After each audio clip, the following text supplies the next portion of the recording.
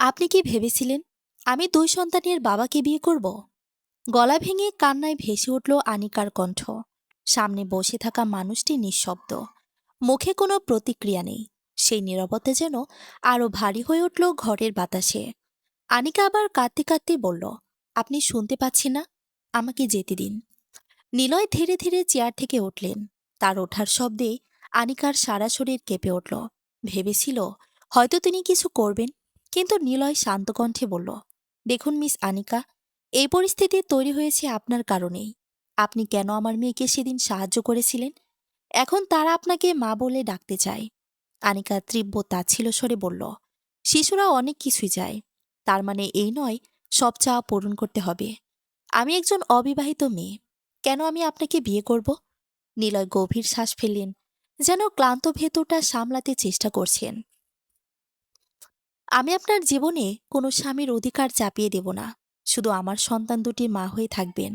তাদের মা ডাকের উত্তর দেওয়ার জন্য সমাজের চোখে আপনাকে আমার স্ত্রী হতে হবে, সেইটুকুই। আনিকা হেসে ফেলল। সেই হাসিতে ব্যথার অপমান লুকিয়ে আছে। সন্তানের সুখের জন্য আপনি কি একজন জীবন্ত মানুষকে বলিদান দেবেন? আমি কোনো বস্তু নই, আমি আপনাকে বলিদান দিচ্ছি না। নিলয় শান্ত থেকেও দৃঢ়ভাবে বলল, আপনার পড়াশোনা, ক্যারিয়ার কিছুই বাধা দেব না। বাহ, তাহলে আপনি তো বেশ মহান মানুষ। কিন্তু মানুষ জানে না যে আপনার ভেতরে লুকিয়ে আছে একজন পাষাণ হৃদয়। এবার নিলয়ের সংযম ভেঙে গেল। সে এগিয়ে এসে আনিকার গাল শক্ত করে চেপে ধরল। সহ্য করার কাউকে মাথায় তুলতে দেওয়া এক জিনিস নয়। খুব বেশি কথা বলছো। ব্যথায় আনিকার চোখ দিয়ে জল গড়িয়ে পড়ল। চেষ্টা করেও কণ্ঠ সামলাতে পারল না। এত ধৈর্যবান হলে আমার বাবার সাথে কথা বললে না কেন? জোর করে তুলে আনার মানে কি? নিলয় হাত ছেড়ে দিয়ে ধীরে বলল, আমি কথা বলেছি, কিন্তু তিনি রাজি হননি। স্বাভাবিক, রাজি হবেনও না।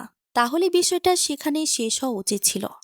নিলয়ের কণ্ঠ এবার ভারী, অনুনয়ের কাছাকাছি বলল, আপনি আমার বাচ্চাদের অবস্থা দেখলে বুঝতেন। তারা খাওয়া দাওয়া বন্ধ করে দিয়েছে, যে কোনো সময় অসুস্থ হয়ে পড়তে পারে। শুধু আপনার সন্তানদের দুঃখই দুঃখ? আনিকার কণ্ঠ থরথর করে। আমি কারো সন্তান নই, আমার বাবা মা নেই, আমি আপনাকে ক্ষতি করছি না। আপনি, কথা শেষ হওয়ার আগে নিলয় নরম কিন্তু অনমনীয় স্বরে বলল, সাইন করুন। এটা কি মগের মূল্য? করবেন কি করবেন না? ঘর ভারী হয়ে থাকে। নিঃশ্বাস পর্যন্ত শব্দ হয়ে শোনা যায়। অতীত আনিকার বাবা একজন সৎ, সংযমী, নীতিবান স্কুল শিক্ষক। নিলয় ভদ্রতায় রেখেছিল কথা বলার জন্য। আমার সন্তানদের আপনার মেয়ের দরকার। নিলয়ের কণ্ঠে ছিল ক্লান্ত, তবু স্থির। আমি তাকে কোনো কষ্ট দেব না, কোনো সম্পর্ক চাপাবো না। শুধু সে তাদের পাশে থাকুক। দীর্ঘ নীরবতার পর আনিকার বাবা বলেছিলেন, আমার মেয়ে এখনো পড়ছে, তার জীবন এখনো শুরুই হয়নি। সে কারো বোঝা বইবার জন্য জন্মায়নি। আপনার সন্তানদের মা দরকার হলে সমাজে অনেক তালাকপ্রাপ্ত অসহায় নারী আছে, যারা নতুন আশ্রয় খুঁজছে। তাদের কাউকে বিয়ে করুন, আমার মেয়ে নয়। নিলয় মাথা নিচু করে ঘর ছেড়ে চলে গিয়েছিল। নিলয় আদনান খান, একটি বৃহৎ নির্মাণ প্রতিষ্ঠানের সিইও, বয়স ৩০-এর কাছাকাছি। দুটি যমজ সন্তানের একক বাবা, রায়ান ও রায়না। টাকার অভাব নেই, স্বাচ্ছন্দ্যের অভাব নেই, শুধু একটি শব্দের অভাব, মা। তার নিজের শৈশবও ছিল সৎ মায়ের অবহেলার ছায়ে ঢাকা।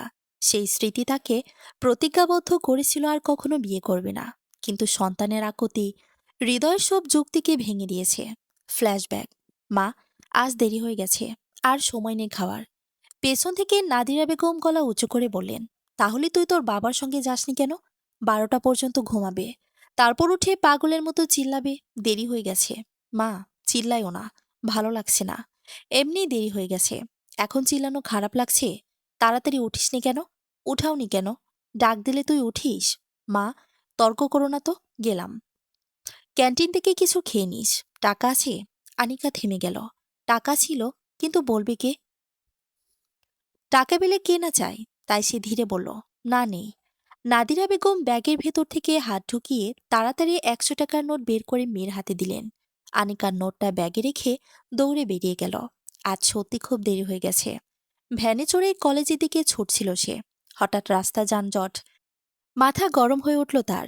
যেদিন দেরি হয় সেদিন হয় ভ্যান পাওয়া যায় না, নয়তো এভাবে জলপাইয়ের মতো জমে থাকা রাস্তায় আটকা পড়ে থাকতে হয়।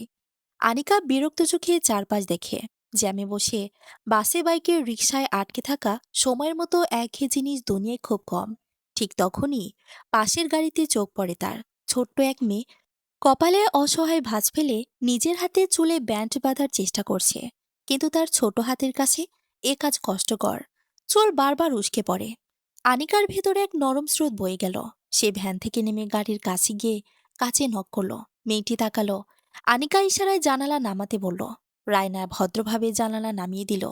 ঠিক তখনই সামনে থেকে জ্যাম সরে গিয়ে গাড়ি ধীরে চলা শুরু করলো। আনিকা দ্রুত রায়নার হাত ধরে তাকে সামলে টেনে নিয়ে এলো।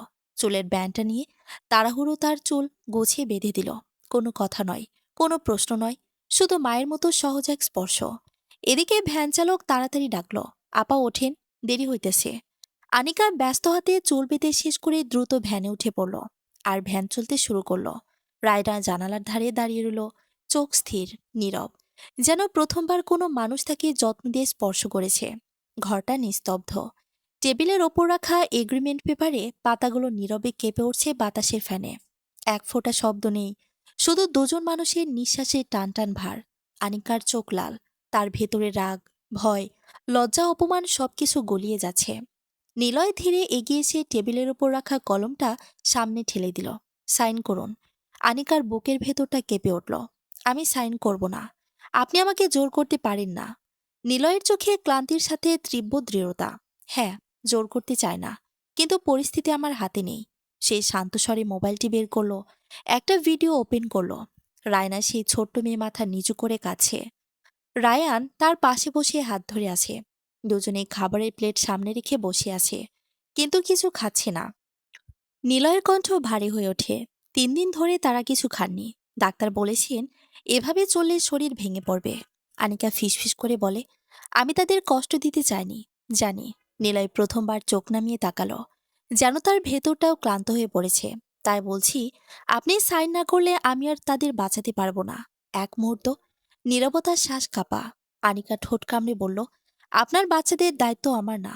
আমি কেন? নিলয় এবার টেবিলের উপর রাখা আরেকটি ফাইল আনিকার দিকে ঠেলে দিল। মুখে কোনো হিংস্রতা নেই, শুধু একরাশ ভারী হতাশা এক ব্যর্থ পিতার। এটা পুলিশের ডিজির কপি। আপনার নামে নয়, আপনার বাবার নামে। আপনার বাবা যদি জানতে পারেন এই বয়সে তার জন্য অন্য কারো সংসার ভেঙে যাচ্ছে, বৃদ্ধ মানুষ নিতে পারবেন এই লজ্জার ঘানি। এই বয়সে তার চরিত্রে আঙ্গুল উঠবে। আনিকা জমে যাচ্ছে। নিজের কানকে বিশ্বাস হচ্ছে না। কেউ তার স্বার্থের জন্য নিজের পিতার বয়সী কারো চরিত্রে এসেছি আর ভাবতে পারছে না সে।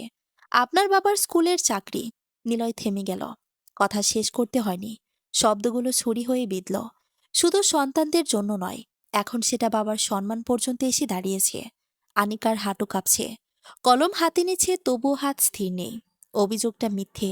তার গলা ভেঙে যায়। জানি। নিলয়ের কণ্ঠ নিচু, ক্লান্ত। এই পৃথিবী সবসময় ন্যায় করে না। চোখ ধীরে ওপরের দিকে তুলল নিলয়। সে কাছে এসে খুব নরম নিঃশব্দ স্বরে বলল, আমি আপনার জীবন নেব না। আমি শুধু ওদের জীবনটা ফেরত চাই। টেবিলের উপর সাদা পাতার দিকে তাকিয়ে আছে আনিকা। এক ফোঁটা চোখের পানি পৃষ্ঠায় পড়ে।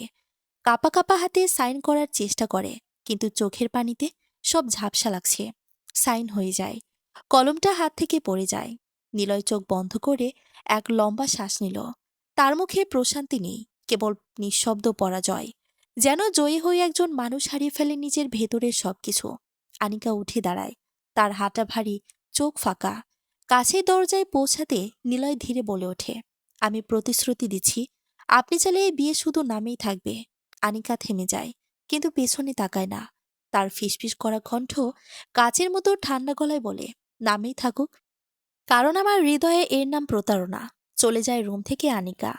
আনিকা রুম থেকে বেরিয়ে চলে যাওয়ার পর ঘরটা যেন আগের চেয়েও বেশি নীরব হয়ে পড়ে। সব শব্দ যেন থেমে গেছে। শুধু দুজন মানুষের সিদ্ধান্তের ভার ছড়িয়ে আছে চারপাশে। নিলয় টেবিলের ওপর রাখা সাইন করা এগ্রিমেন্ট পেপারের দিকে তাকিয়ে থাকে অনেকক্ষণ। জয়ের আনন্দ নেই, বরং হারের মতোই লাগছে। যেন তার বাচ্চাদের জন্য একটা জীবন তিনি ধরে আনলেন, কিন্তু নিজের ভেতরটা ফাঁকা হয়ে গেল। ওইদিকে আনিকার ভেতরও জায়গার মতো আগুন।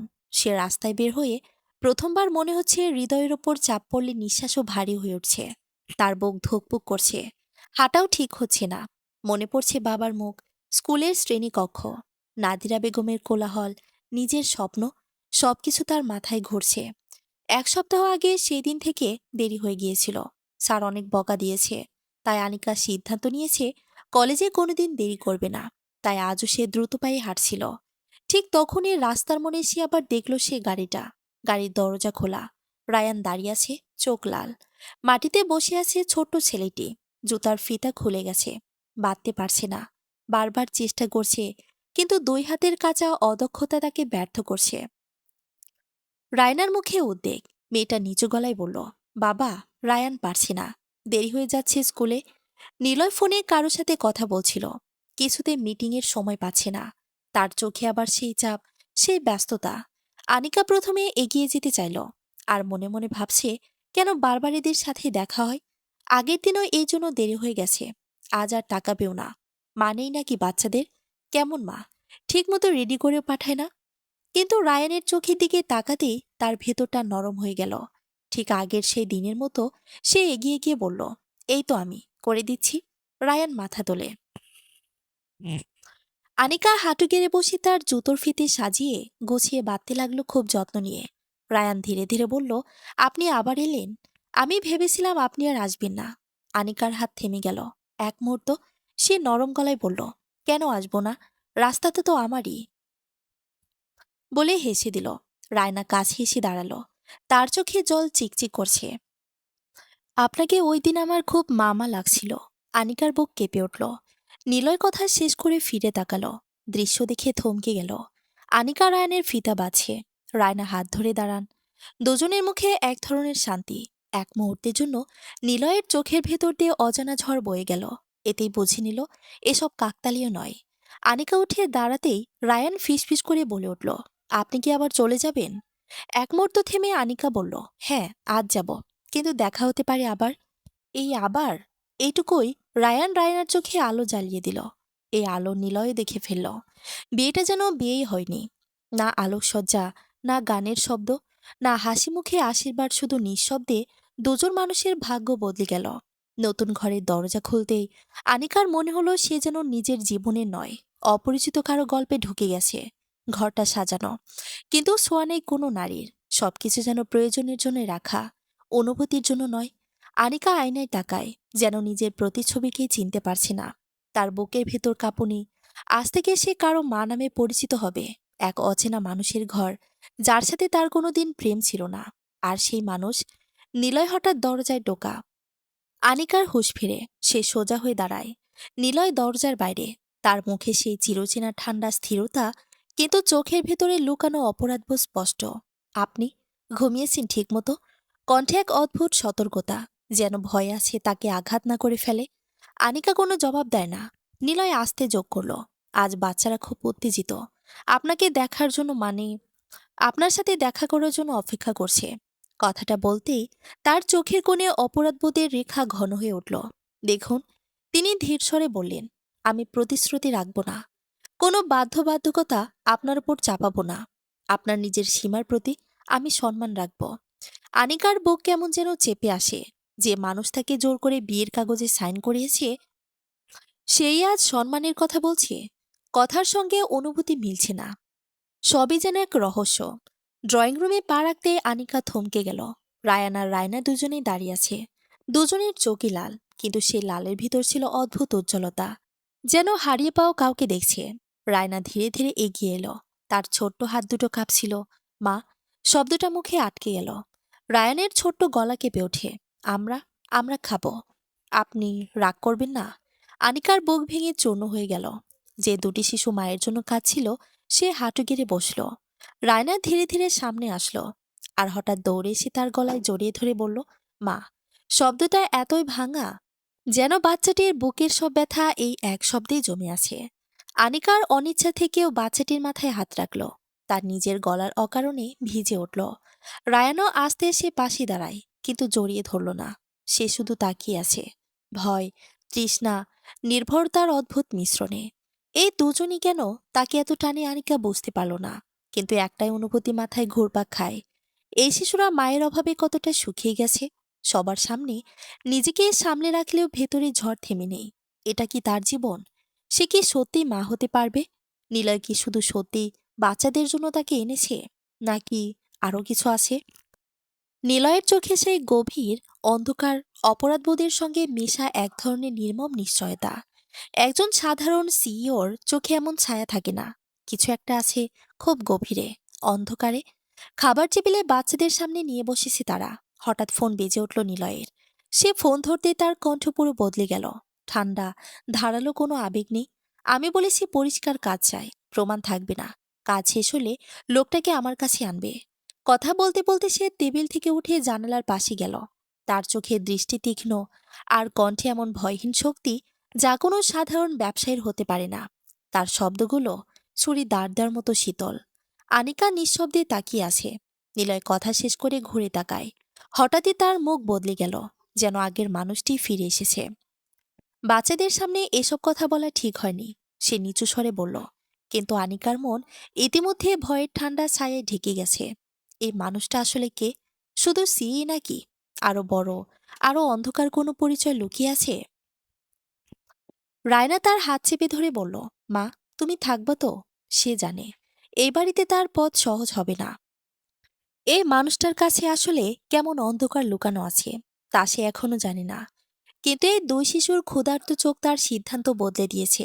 সে এখন থাকতে বাধ্য। নতুন জীবনের প্রথম সকাল যেমন অচেনা ছিল, তার চেয়েও বেশি অস্থির ছিল সন্ধ্যাটা। বাড়িটা বাইরে থেকে বিশাল বহুল, কিন্তু ভিতরে কোথাও একটা নীরব ভয় লুকিয়ে আছে, যেন দেয়ালগুলো কিছু বলতে চায়। রুমে ঢোকার পর দরজার সামনে একটা ছোট কাগজ পড়েছিল। নিলয় রেখে রেখেছে, আপনি যেসব চান না আমি কখনো বাধ্য করব না। আপনার ঘর আলাদা, আপনার দরজায় আমি টোকা দেব না যদি না আপনি ডাকেন। আনিকার চোখ স্থির হয়ে গেল। এমন মানুষ যে জোর করে বিয়ে করিয়েছে, সে এখন দূরত্ব বজায় রাখতে চাইছে, নাকি এও একটা হিসেব? মনে আরেকটু প্রশ্ন খোঁচা দিচ্ছে, এই মানুষটা আসলে কতটা নিয়ন্ত্রণ করে আর কতটা ভয় পায়? বিকেলের রায়না দৌড়ে আসে তার রুমে। মা দেখো, আমি আঁকছি। ছোট্ট কাগজে তিনজন মানুষের ছবি, নিলয়, রায়ান আর সে নিজে। তাদের পাশে আরেকটা মেয়ে, মুখে হাসি। আনিকা দেখে থমকে যায়। ছবির 4 নম্বর মানুষটা সে নিজেই। রায়নার চোখে ঝিলি। তুমি আজ আমাদের সাথে বসে গল্প কইবা? রায়ান দূর থেকে বলে, আমরা আজ ভয় পাইনি, তুমি আছো তো। এই দুটি লাইন আনিকার বুকের গভীরে কিছু একটা নরম করে দিল। তাদের মানেই 5 বছর। তার মা চলে যাওয়ার দিন থেকেই নিলয় বদলে গেছে, এটা ওদের মুখে বোঝা যায়। রায়ান প্রায় ফিসফিসিয়ে বলে, বাবা কোনোদিন হাসি না, কিন্তু তুমি এলে আজ মুখটা একটু নরম ছিল। খুব অল্প কথায় বাচ্চারা এমন সত্য বলে দিল যে আনিকার মাথার ভেতর আলো জ্বালিয়ে দিল। ডিনারের আগেই ফোন আসে। ফোন রিসিভ করে কথা বলে ঘরে আসে। নিলয় কেবল বলল, আমার আসতে দেরি হবে, বাচ্চাদের দেখে রেখেন। তার কণ্ঠে কোনো রাগ নেই, না আদেশ, না অনুরোধ। একটা ক্লান্ত, ভারী পাথরের মতো কণ্ঠ। কিন্তু তার বেয়ে যাওয়ার ভঙ্গিটা একটা ভয়াবহ অস্থিরতা ফেলে যায়। একজন সাধারণ সিও রাতে এত জরুরি কোথায় যায়? বাচ্চারা জানালার কাছে গিয়ে দাঁড়ায়। গাড়ি বের হওয়া পর্যন্ত তাকিয়ে থাকে। রায়না জিজ্ঞেস করল, মা, বাবা কি আজ আবার খারাপ লোকদের সাথে দেখা করতে যাচ্ছে? আনিকা চমকে ওঠে। খারাপ লোক? রায়ান ধীরে মাথা নিচু করে বলল, বাবা রাগী হলে ঘরে সবাই ভয় পায়, গার্ডদের চোখে ভয় থাকে।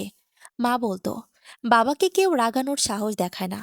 ওর কণ্ঠে ভয়ের মিশ্রণে এক অদ্ভুত সম্মান, নরম ভয়, একজন ক্ষমতাধর কিন্তু বিপজ্জনক মানুষের প্রতি। আনিকার শরীর শিউরে উঠল। রাত 9টার দিকে খাবার পরিবেশন করা হলো। আজ প্রথম আনিকাকে দেখে গৃহকর্মী সালমা হাসল না, বরং ভয় মেশানো শ্রদ্ধায় মাথা নিচু করল। আপা? সে দ্বিধায় থেমে যায়। হ্যাঁ বলুন। আপা, আপনি সাবধানে থাকবেন, মালিক আপনার খারাপ কিছু করবেন না কিন্তু। সে থমকে যায়। কিন্তু কি? সালমা ঠোঁট কামড়ায়। মালিক এত রাগী আর এত ভয়ঙ্কর এমন মানুষ খুব কম দেখা যায়। রাত হলে রাস্তা তার, দিন হলে এই বাড়িটা তার নয়। কথা শেষ করে সে দ্রুত চলে গেল। আনিকার মাথা ঘুরে যায়। সে তো আলহামদুলিল্লাহ কিছু বুঝেই নাই। দিনে তিনি ভদ্র ব্যবসায়ী, কিন্তু রাতে? কি রাতে? কেমন জানি লাগছে কোথায় ফেসে গেল। রায়ান, রায়না, নিলয় কথা ছাড়া শ্বাসও ছাড়ে না। ভয় পায় খুব নিজের বাবাকে। তাহলে তো নিলয় শাসন করেই বাচ্চাদের সামলাতে পারত। তার মানে কি নিলয় বাচ্চাদের জেদে আমাকে বিয়ে করেনি? না, আর ভাবতে পারছে না। মাথা ঘোরাচ্ছে। সব মাথার উপর দিয়ে যাচ্ছে। রাত 11টা। আনিকা ঘুমাতে পারছিল না। হঠাৎ নিচতলার গেটে শব্দ, গাড়ির ব্রেক, জুতার ধাপ শব্দ ভারী দৃঢ়। নিলয় ফিরেছে। সে ড্রয়িং রুমে দাঁড়িয়ে, শার্টের রক্ত ছোট দাগ, চোখ দুটো অদ্ভুত ঠান্ডা, শ্বাস ভারী। সে চুপচাপ কোট খুলে চেয়ারে ভিড়ল। ঠিক তখনই তার হাত থেকে একটা ছোট সোনালী লকেট পড়ে গেল। আনিকা দূর থেকে দেখল লকেটে রয়েছে রায়না রায়নের জন্মদিনের ছবি। নিলয় লকেটটা হাতে তুলে নিয়ে যেভাবে তাকিয়ে থাকলো, সেই দৃষ্টিতে ছিল বেদনা, অপরাধবোধ আর ভয়ঙ্কর অন্ধকার। কথা না বলেই সে হঠাৎ দেয়ালে থাকা সেফ খোলে। ভেতর থেকে বের হয় একটা কালো রিভলভার। আনিকার বুক থমকে যায়। তারপর নিলয় খুব শান্ত, অমানবিক শান্ত কণ্ঠে বলে, এটা ভয় পেতে নয়, এটা বাঁচিয়ে রাখার জন্য। তার কণ্ঠ শুনে বোঝা গেল এই মানুষটার জীবন মৃত্যুর সাথে প্রতিদিন লড়াই করে। নিলয় চোখ তুলে আনিকাকে দেখে, চোখে এক ফোঁটা গোপন সত্যের ছায়া। আপনি ভয়ের মানুষ নন, সে বলে, কিন্তু আমার জীবন ভয়ের। তারপর সে আস্তে যোগ করে, আমি যা করি বাচ্চাদের জন্য, এখন আপনার জন্য। আনিকার শিরদাঁড়া অব্দি কাঁপিয়ে দিল কথাগুলো। সে বুঝল এ বিয়ে শুধু বাচ্চাদের জন্য নয়, আরো বড়, আরো বিপজ্জনক কোনো কারণে নিলয় তাকে জীবনে টেনে এনেছে। আজ প্রথম আনিকা অনুভব করলো এই বাড়িটা শুধু বাড়ি নয়, একটা যুদ্ধক্ষেত্র। আর নিলয়, সে শুধু একজন বাবা নয়, কোনো রহস্য। সকালেও আনিকার বুকের অস্থিরতা কমেনি। বাড়িটা বড়, নির্জন, নিলয়ের মতোই চুপচাপ, অথচ ভিতরে লুকানো আগুনে ভরা। রায়না রায়ান তাকে জড়িয়ে ধরে ঘুম ভাঙালে মনটা একটু নরম হয়েছিল। কিন্তু নিলয়ের অনুপস্থিতিতে আবার ঘরের ভেতর শূন্যতা টেনে আনলো। আজও সে সকালে বেরিয়ে গেছে। কোথায় তা কেউ বলতে পারবে না। বাবা আবার সিক্রেট কাজে গেছে, রায়ান বলল। আনিকা থমকে যায়। সিক্রেট কাজ? রায়ানা ফিসফিস করে, ওটা কেউ বলে না। খালাম্মারা বলতো বাবা রেগে গেলে সবাই ভয় পায়। আনিকার গলা শুকিয়ে আসে। যাই হোক, নিলয় স্পষ্ট সাধারণ ব্যবসায়ী নয়। দুপুরের দিকে ড্রয়িং রুমে অদ্ভুত গুঞ্জন, গার্ডদের ভঙ্গি কঠিন, যেন বিশেষ কারো আগমন। তারপর সোজা দিয়ে দরজা দিয়ে ঢুকলো এক লম্বা, সুদর্শন, আত্মবিশ্বাসী যুবক। দেখামাত্রই বোঝা যায় রক্তের সম্পর্ক আছে।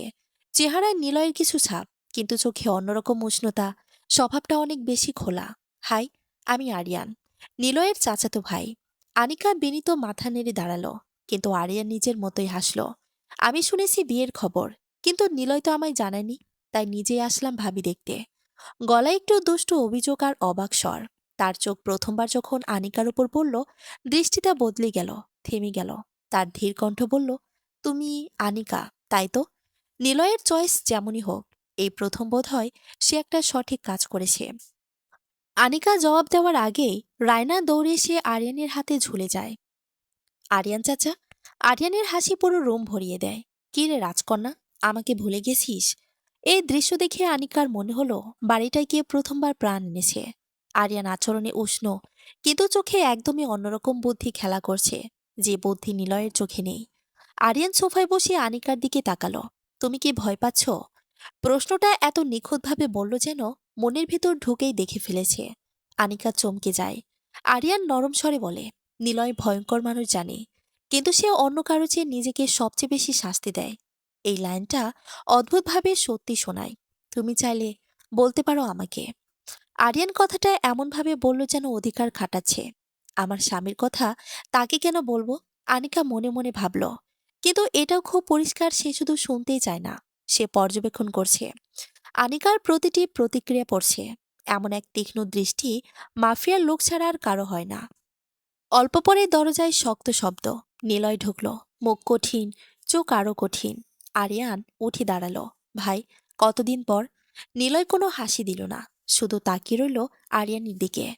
এক দৃষ্টিতে যেখানে ঠান্ডা সতর্কতা, অপছন্দ এবং অদ্ভুত ঈর্ষার ছায়া। তুমি এখানে কেন?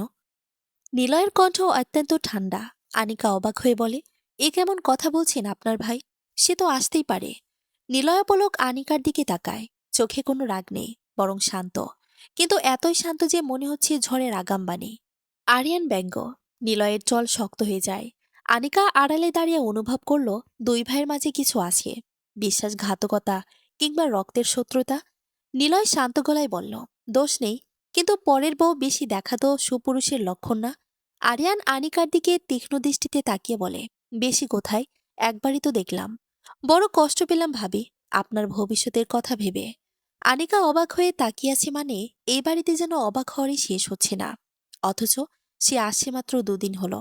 নিলয় আরিয়ানের কাছে যেতে যেতে বলে, আমার বউয়ের ভবিষ্যৎ আমি দেখে নিব, তোমাকে ভাবতে হবে না। বউ বউ বানানোর জন্যই বিয়ে করেছিস? বড় অবাক হলাম শুনে।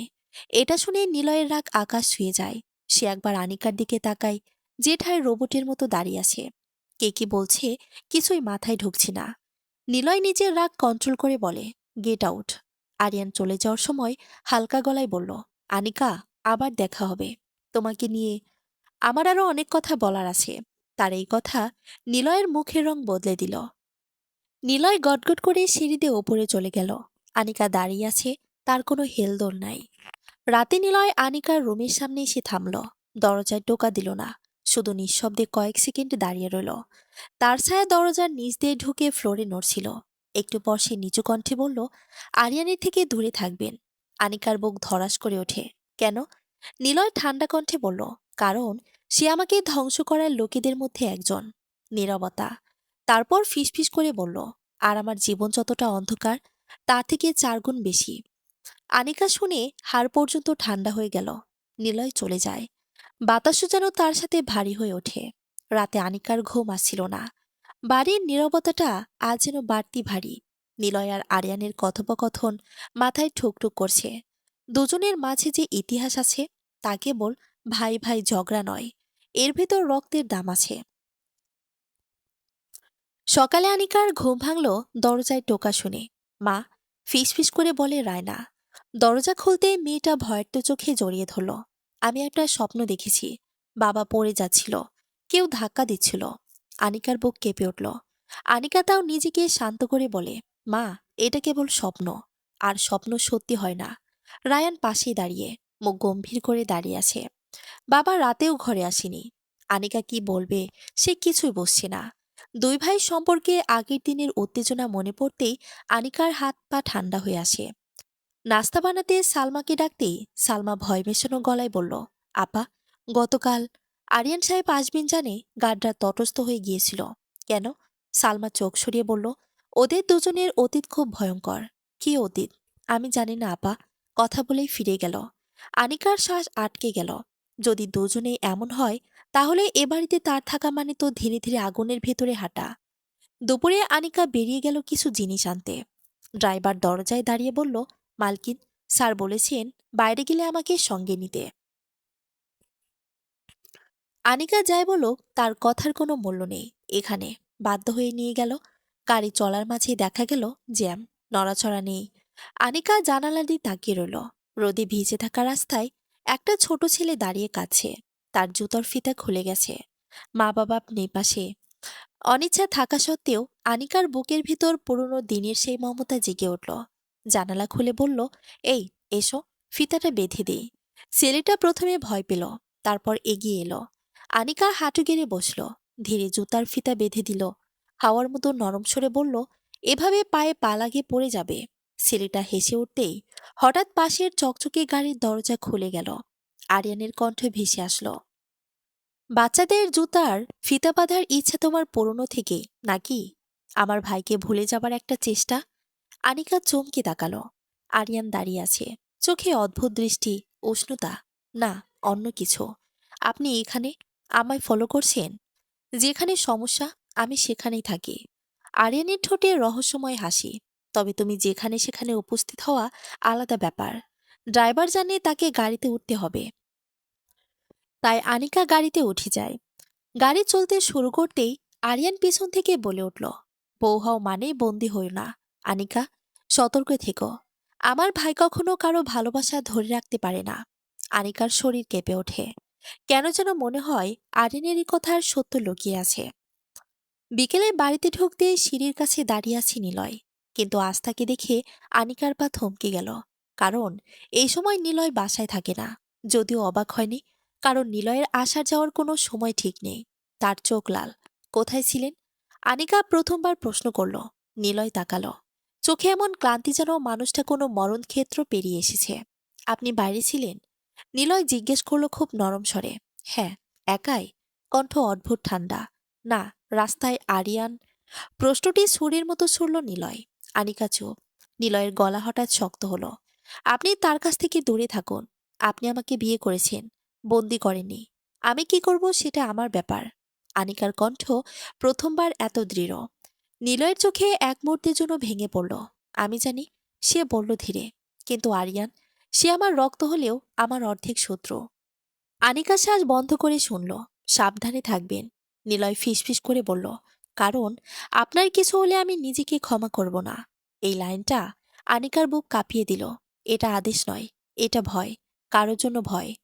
তারপর নিলয় সিঁড়ি বেয়ে উঠে গেল। দরজার সামনে দাঁড়ানো অবস্থায় আনিকা দেখল তার হাঁটার ভঙ্গিতে একটা ব্যথা আছে, যা সে লুকাচ্ছে, যা সে কাউকে দেখাতে চায় না। রাতে ঘড়ি বাজে 12টা। আনিকার রুমে দরজার বাইরে নরম পায়ের শব্দ হঠাৎ থেমে গেল। একটা ছায়া দরজার নিচে স্থির দাঁড়িয়ে রইল কয়েক সেকেন্ড। নিলয় তারপর খুব নিচু কণ্ঠে বলল, আমি দেরি করে ফেলেছি আপনার জীবনে আসতে। আজ মনে হচ্ছে আমার আপনার সত্যি দরকার। আমি অনেক একা আনিকা, অনেক। এই জীবন যে বড় কলঙ্কের। ছায়াটা সরে গেল। নিলয় যে মানুষটাকে সে ভয় পায়, সেই মানুষটা কি আজ সবচেয়ে একা? আনিকা হয়তো শুনছে বা শোনেনি, কি জানি। সকালে রায়ান খেলছে ড্রয়িং রুমে।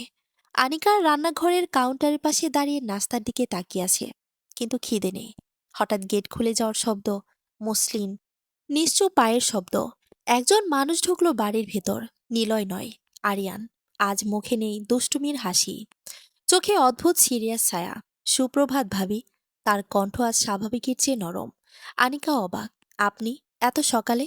আরিয়ান কোমর ভাঁজ করে সোফায় বসে, আর তীক্ষ্ণ চোখে একবার চারপাশ দেখে নেয়, যেন কারা শুনছে, কারো নয় সেটা হিসেব করছে।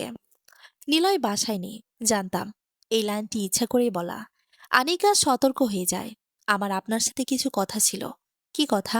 আনিকা নীরবে জিজ্ঞেস করে। আরিয়ান টেবিলে রাখা জলের গ্লাস আঙ্গুলে ঘোরাতে থাকে। তার আঙ্গুলের নড়াচড়ার মধ্যেও তার আঙ্গুল নড়াচড়ার মধ্যেও অদ্ভুত নার্ভাসনেস লুকানো। আপনি খেয়াল করেছেন, নিলয় আপনাকে বাড়িটা নিয়ে কিছুই বলেনি। মানে? আরিয়ান একটু ঝুঁকে আসে, চোখে ধারালো মনোযোগ। এই বাড়িটা শুধু বাড়ি নয় ভাবি, এটা নিলয়ের নিরাপদ এলাকা, যেখানে শত্রুরা ঢুকতে ভয় পায়। কিন্তু যে জায়গা এত নিরাপদ, সেখানে আপনি কেন আতঙ্কিত? আনিকার বুক ধক করে ওঠে। সে কিছু বলতে চায়, কিন্তু পারে না। আরিয়ান আরও নরম গলায় যোগ করে, আমি জানি নিলয় আপনাকে আগলে রাখবে, কিন্তু সে যতনে আপনাকে রক্ষা করে, তার চেয়ে বেশি জিনিস আপনার কাছ থেকে লুকিয়ে রাখে। আনিকা চমকে ওঠে। কি লুকাচ্ছে সে? আরিয়ান ঠোঁট বাঁকায় একটা রহস্যময় ব্যথা মাখা হাসি। আপনার কাছ থেকে, আপনার চোখ থেকে, আপনার জীবন থেকে যতটা পারা যায় লুকিয়ে রাখছে তাকে। তাকে মানে? আরিয়ান একটু থামে।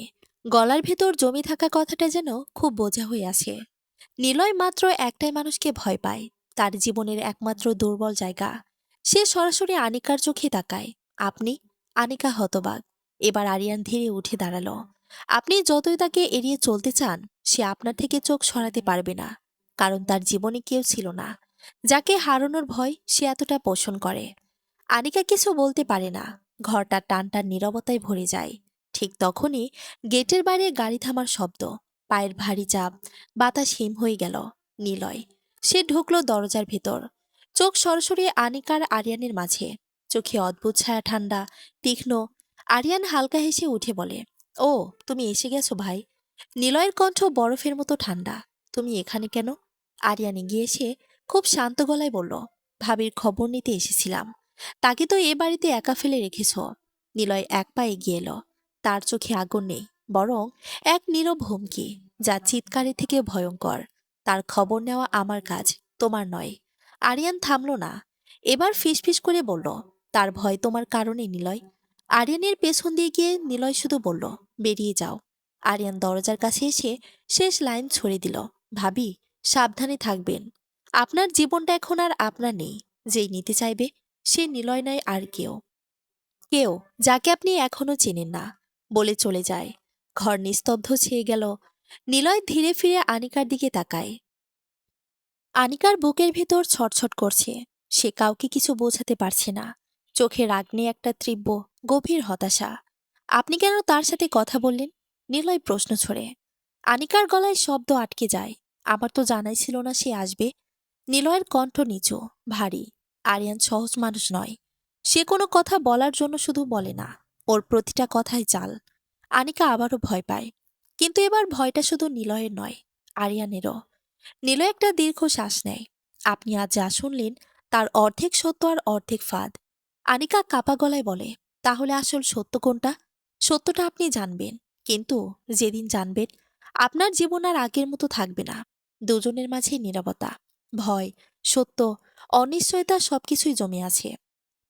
বাড়িটা তখন সন্ধ্যার আলোয় একটু ঝাপসা। এমন সময়ে আনিকার মাথায় কেমন যেন ব্যথা হয়ে আছে। হঠাৎ বিয়ে, নতুন বাড়ি, দুই বাচ্চা, আর নিলয়ের অদ্ভুত নীরবতা, সবকিছু মিলিয়ে মনটা অদ্ভুত ভারী। রায়না দরজায় দাঁড়িয়ে বলল, মা, আজ খিচুড়ি খাবো, তুমি রান্না করবে? এই, তুমি রান্না করবে? এই লাইনটা ছোট, কিন্তু ওদের ভেতরের শূন্যটা পরিষ্কার বোঝায়। এটুকু শুনে আনিকার ভেতরটা নরম হয়ে যায়। হঠাৎই মনে হয় মেয়েটা তার নিজের নয়, তবু কেমন যেন সে নিজের মতোই লাগে। রাত একটু নেমেছে তখন। নিচে গাড়ি থামার শব্দ হলো। কারো পায়ের শব্দ শান্ত, কিন্তু ভারী। এটা নিলয়ের পায়ের শব্দ আলাদা করাই যায়। সে ঢুকলো খুব ধীরে। শার্টের হাতায় সামান্য ভাঁজ, চোখে অদ্ভুত ক্লান্তি। আজ কোনো রক্ত নেই, কোনো দাগ নেই, কিন্তু তার মুখ দেখে বোঝা যায় মানুষটা দিনের মধ্যে অনেক লড়াই সামলে এসেছে। রায়ান দৌড়ে গিয়ে বাবার হাত ধরল। বাবা, তুমি আজ রাগ করেছ? নিলয় খুব ধীরে মাথা নেড়ে বলল, না, আজ রাগ করিনি। তারপর তার দৃষ্টি পড়ল আনিকার ওপর। আজ প্রথমবার মনে হলো সে তাকে দেখছে, বউ হিসেবে নয়, একজন মানুষের মতো, যাকে সে অকারণে এই ঝড়ের মধ্যে টেনে এনেছে। আপনার মাথা ব্যথা করছে? নিলয় নিজেই প্রশ্ন করল, অদ্ভুত সংযত কণ্ঠে। আনিকা খানিকটা অবাক হয়ে তাকালো। নিলয় সাধারণত তার দিকে সরাসরি তাকায় না, আজ তাকাচ্ছে। আর তার চোখে আছে নীরব অপরাধবোধ। আপনার মুখটা ক্লান্ত দেখাচ্ছে, সে নরম স্বরে বলল। আনিকা ভাবল, এই মানুষটা কি এমনই, রাগের আড়ালে নরম, নাকি এও একটা মুখোশ। খাবার টেবিলে চারজন, কিন্তু টেবিলের নীরবতা একটা ছোট ঘূর্ণিঝড়ের মতো, যেন কিছু একটা ঘটতে চলেছে। রায়না গল্প বলতে বলতে হঠাৎ থেমে গেল। মা, তুমি জানো আমাদের মা মারা যাওয়ার আগে কি বলেছিল? আনিকার গলা শুকিয়ে যায়। সে কিছু বলতে পারে না। নিলয় থমকে গেল। চামচটা মাঝ আকাশেই থেমে আছে তার। রায়না আসতে বলল, মা বলেছিল তোমরা এমন কাউকে পাবে যে রাগ করে না, ভয় দেখাবে না, আর খুব যত্ন করবে। এই লাইনটা শোনার পর দুজন মানুষের ভিতরই কেমন একটা কান্না জেগে উঠল। নিলয়ের চোখে নাড়া দিল। আনিকাও দৃষ্টি সরিয়ে নিল। আনিকা বুঝে পাচ্ছে না এটার মানে, কিন্তু কিছু বলল না, কারণ নিলয় নিজেই বড় একটা রহস্য, তার কাছে এসব জিজ্ঞেস করার নেহাতি বোকামো। খাবার শেষে নিলয় হঠাৎ বলল, আজ ছাদে যাবেন? কথা বলতে চাই। চাপ দিচ্ছি না, যদি ইচ্ছে হয় তাহলে। এই মানুষটার চোখে অনুরোধ দেখে আনিকার মাথা আরও ঘুরিয়ে দিল। সে কিছুই বুঝতে পারছি না, নিলয় কি ভয়ঙ্কর, নাকি ভীষণ একা। তবুও সে গেল, কারণ নিজের অজান্তে সে বোঝার চেষ্টা করছে এই মানুষটা আসলে কে। ছাদে চাঁদের আলোয় নিলয় দাঁড়িয়েছিল রেলিং ধরে। হাওয়ায় তার শার্টের হাতা দুলছে। মাঝে মাঝে তার কাঁধের হাড় দেখা যাচ্ছে। একটু দূরত্ব রেখে আনিকা দাঁড়ালো। আপনি আমাকে ভয় পান? নিলয় জিজ্ঞেস করল। সত্য করে বলো। হ্যাঁ। আর কখনো কখনো মনে হয় আপনি নিজেকেও ভয় পান। নিলয় হালকা হাসল, দুঃখের মতো একটা হাসি। আমি নিজেকে ভয় পাই কারণ আমি অনেক কিছু নিয়ন্ত্রণ করি, কিন্তু কোনোদিন নিজের জীবনটা পারিনি। মিনিট খানেক নীরবতা। তারপর সে আস্তে যোগ করল, আমার স্ত্রী মারা গেছে 4 বছর। তার আগে আমাকে বলেছিল যে একদিন আমি এমন কাউকে পাবো যে আমাকে বদলাবে। আমি হাসতাম। নিলয়বার সরাসরি তাকালো আনিকার চোখে। আজ হাসতে পারছি না। এই একটি লাইন আনিকাকে অদ্ভুতভাবে অস্থির করে দিল।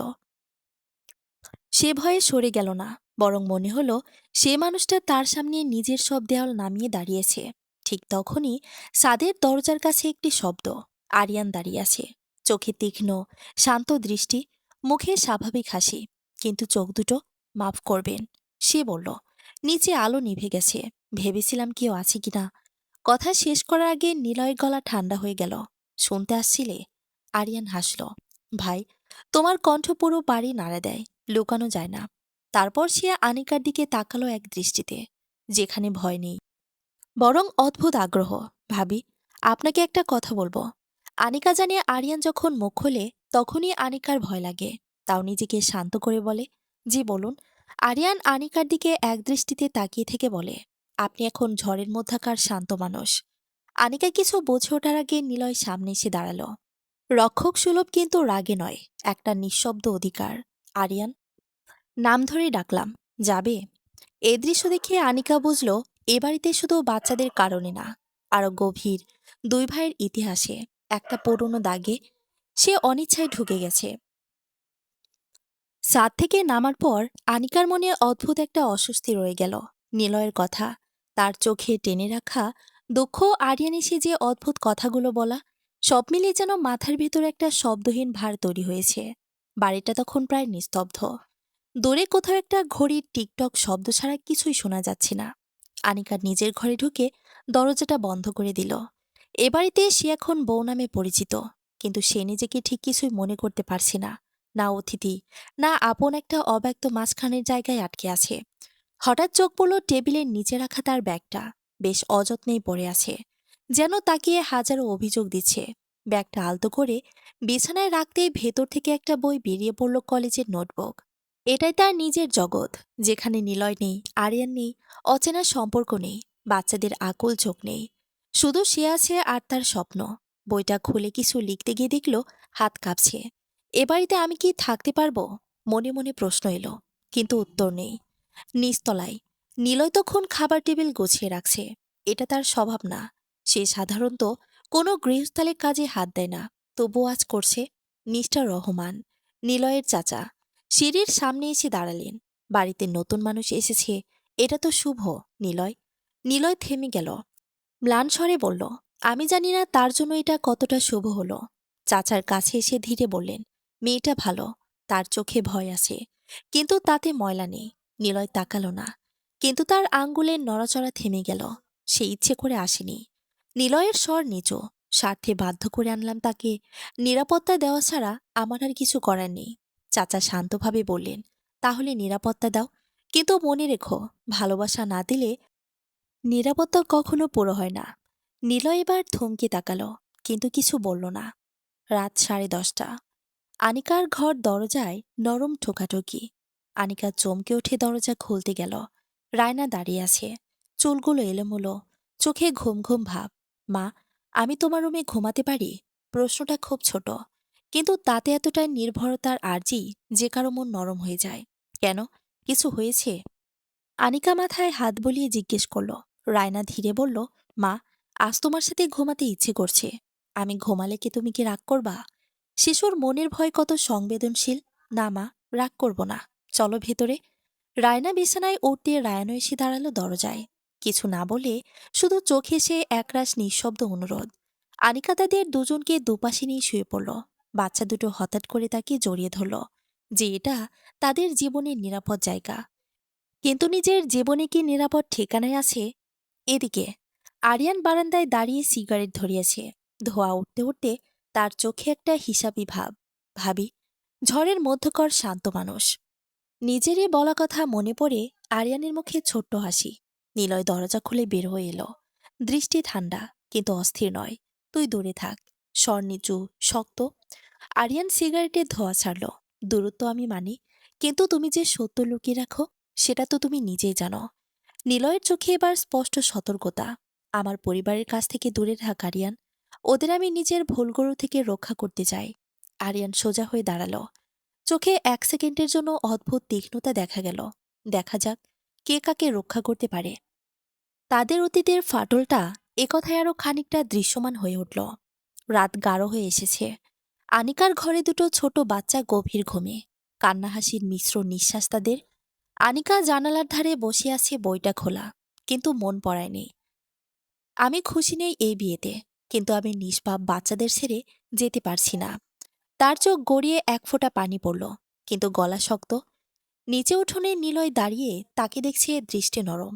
আর কোথাও একটা লুকানো ভয়, যেন এই মেয়েটাকে সে আবার হারিয়ে ফেলবে। সকালের আলো দরজার ফাঁক দিয়ে ঢুকছে, আর আনিকা বসে আছে বিছানার কিনারায় চুপচাপ। তার মনে হচ্ছে বিস্তর শব্দ জমে আছে, কিন্তু মুখে একটাও বের হচ্ছে না। নতুন বইয়ের ঘুম ভাঙার পর যে হাসাহাসি, হইচই কিছুই নেই, বরং ঘরের বাতাসে চাপা ভার। সকাল 10টার দিকে হঠাৎ ডাক এলো। আবার বাবা মা এসেছেন। খবরটা শুনে আনিকার বুক যেন একবার থেমে গেল। এ বাড়িতে সে এখনো নিজের ছায়াটাও ঠিক চিনে ওঠেনি। তার উপর বাবা মায়ের মুখোমুখি হওয়া, এটা সে একদমই প্রস্তুত ছিল না। সিঁড়িতে নামার সময়টায় যেন দীর্ঘতর হয়ে গেল। লিভিং রুমে পৌঁছাতেই সে দেখল বাবা মা দুজন দাঁড়িয়ে আছেন দরজার পাশে, মুখে অদ্ভুত উদ্বেগ আর অস্বস্তির মিশেল। তাদের চোখে স্পষ্ট এবারের শীতল নীরবতা তাদের অস্বস্তি দিচ্ছে। মা এগিয়ে এসে মেয়েকে শক্ত করে জড়িয়ে ধরলেন। তুই ঠিক আছিস তো মা? এই চারটি শব্দের পেছনে কত রাতের ঘুমহীন কান্না, কত অজানা ভয়, সবই স্পষ্ট। আনিকা ঠোঁটে হালকা হাসি আনার চেষ্টা করল, কিন্তু চোখ ভিজে উঠল অজান্তেই। আমি ঠিক আছি। মাতার দু হাত দিয়ে মুখ তুলে ধরলেন, বললেন, তোর চোখ বলছে অন্য কথা। বাবা এদিকে বাড়ির চারদিকে তাকাচ্ছিলেন। সোনালি আলোয় সাজানো বিশাল হলরুম, তবুও কোথা যেন এক ছায়া যা তাকে শান্ত হতে দিচ্ছে না। এ বাড়িটা কেন জানি খুব ভারী লাগছে। বাবা নিচু স্বরে বললেন, এখানকার মানুষগুলো। তিনি কথাটা শেষ করতে পারলেন না। ড্রয়িং রুমের ওপরে সিঁড়ি থেকে নিলয়ের নরম পায়ের শব্দ শোনা গেল। নিলয় নামছিল ধীরে, সাধারণ পোশাক, শান্ত মুখ, কিন্তু তার চোখে একটা চাপা কঠিনতা যা অচেনা মানুষও সহজে বুঝে ফেলে। তবু নিচে এসে সে বিনয় ভঙ্গিতে সালাম করল, আসসালামু আলাইকুম। বাবা মা স্পষ্টই থমকে গেলেন। বাইরের লোকজন যে গল্প বানিয়ে বলেন নিলয়কে নিয়ে, তার সঙ্গে এই শান্ত ভদ্র আচরণের আকাশ পাতাল তফাৎ। নিলয় শান্ত গলায় বলল, আপনারা যখন খুশি আসতে পারবেন। আনিকার পড়াশোনা, ইচ্ছে কিছুতেই বাধা দেব না। যেটা তার জন্য ভালো সেই করবে। মায়ের চোখ নরম হয়ে এলো। মেয়েটাকে কষ্ট দেবেন না বাবা। নিলয় এক মুহূর্ত চোখ নামিয়ে নিল। তার গলায় অচেনা ভার। দিচ্ছি কিনা সেটাই আমি এখন সবচেয়ে বেশি ভাবি। এই কথাটা আনিকার বুকের ভিতর একটা অদ্ভুত ধাক্কা পাঠালো। যেন মানুষটা চাইছে ভালো হতে, কিন্তু নিজের মধ্যকার ছায়াকে একদমই বিশ্বাস করতে পারছে না। বাবা মা কিছুক্ষণ পরেই চলে গেলেন। গাড়ির পেছনে ধুলো উড়তে দেখলেই আনিকার গলা ভারী হয়ে উঠল। সে বারান্দার রেলিং ধরে দাঁড়ালো। চেনা মানুষদের চলে যাওয়া আর অচেনা পৃথিবীতে নিজের জায়গা খুঁজে পাওয়া, এই দুয়ের মাঝখানে সে কেমন যেন একা দাঁড়িয়ে রইল দীর্ঘক্ষণ। সন্ধ্যায় আনিকা টেবিলে বইগুলো সাজাচ্ছিল, চোখে অদ্ভুত দৃঢ়তা। রায়না এসে বলল, মা, তুমি কি আবার পড়বে? আনিকা হালকা হাসল, পড়তে হবে, না হলে আমার নিজের জীবনটাই আটকে যাবে। রায়ান পাশে বসে বলল, বাবা তো বলেছে তুমি যা চাও তাই করতে পারবে। আনিকা একটু অবাক, সে এমন বলেছে? রায়ান মাথা নেড়ে হ্যাঁ বলল। আনিকার মনে হলো নিলয় যাই হোক, সে তাকে খাঁচায় ভরে রাখতে চায় না, বরং তা নিজের ভবিষ্যৎ ফিরিয়ে দিতে চাইছে। এই মুহূর্তে নিলয় দরজার কাছে দাঁড়ানো পাওয়া গেল। দুজনকে দেখেই থমকে রইল। আপনি পড়াশোনা চালিয়ে যাবেন? সে আস্তে জিজ্ঞেস করল। হ্যাঁ। আনিকা একদম সোজা গলায় বলল, আমাকে আমার স্বপ্নটা ছাড়তে হচ্ছে না, এটা অন্তত চাই। নিলয় মাথা নিচু করল। আপনার যা দরকার আমি ব্যবস্থা করে দেব। একটা জিনিসই চাই, আপনি নিজের মতো করে বাঁচুন, আমাদের সাথেই থেকে। আনিকা শূন্য চোখে তাকিয়ে রইল। এই মানুষটা ঠিক কি চায়?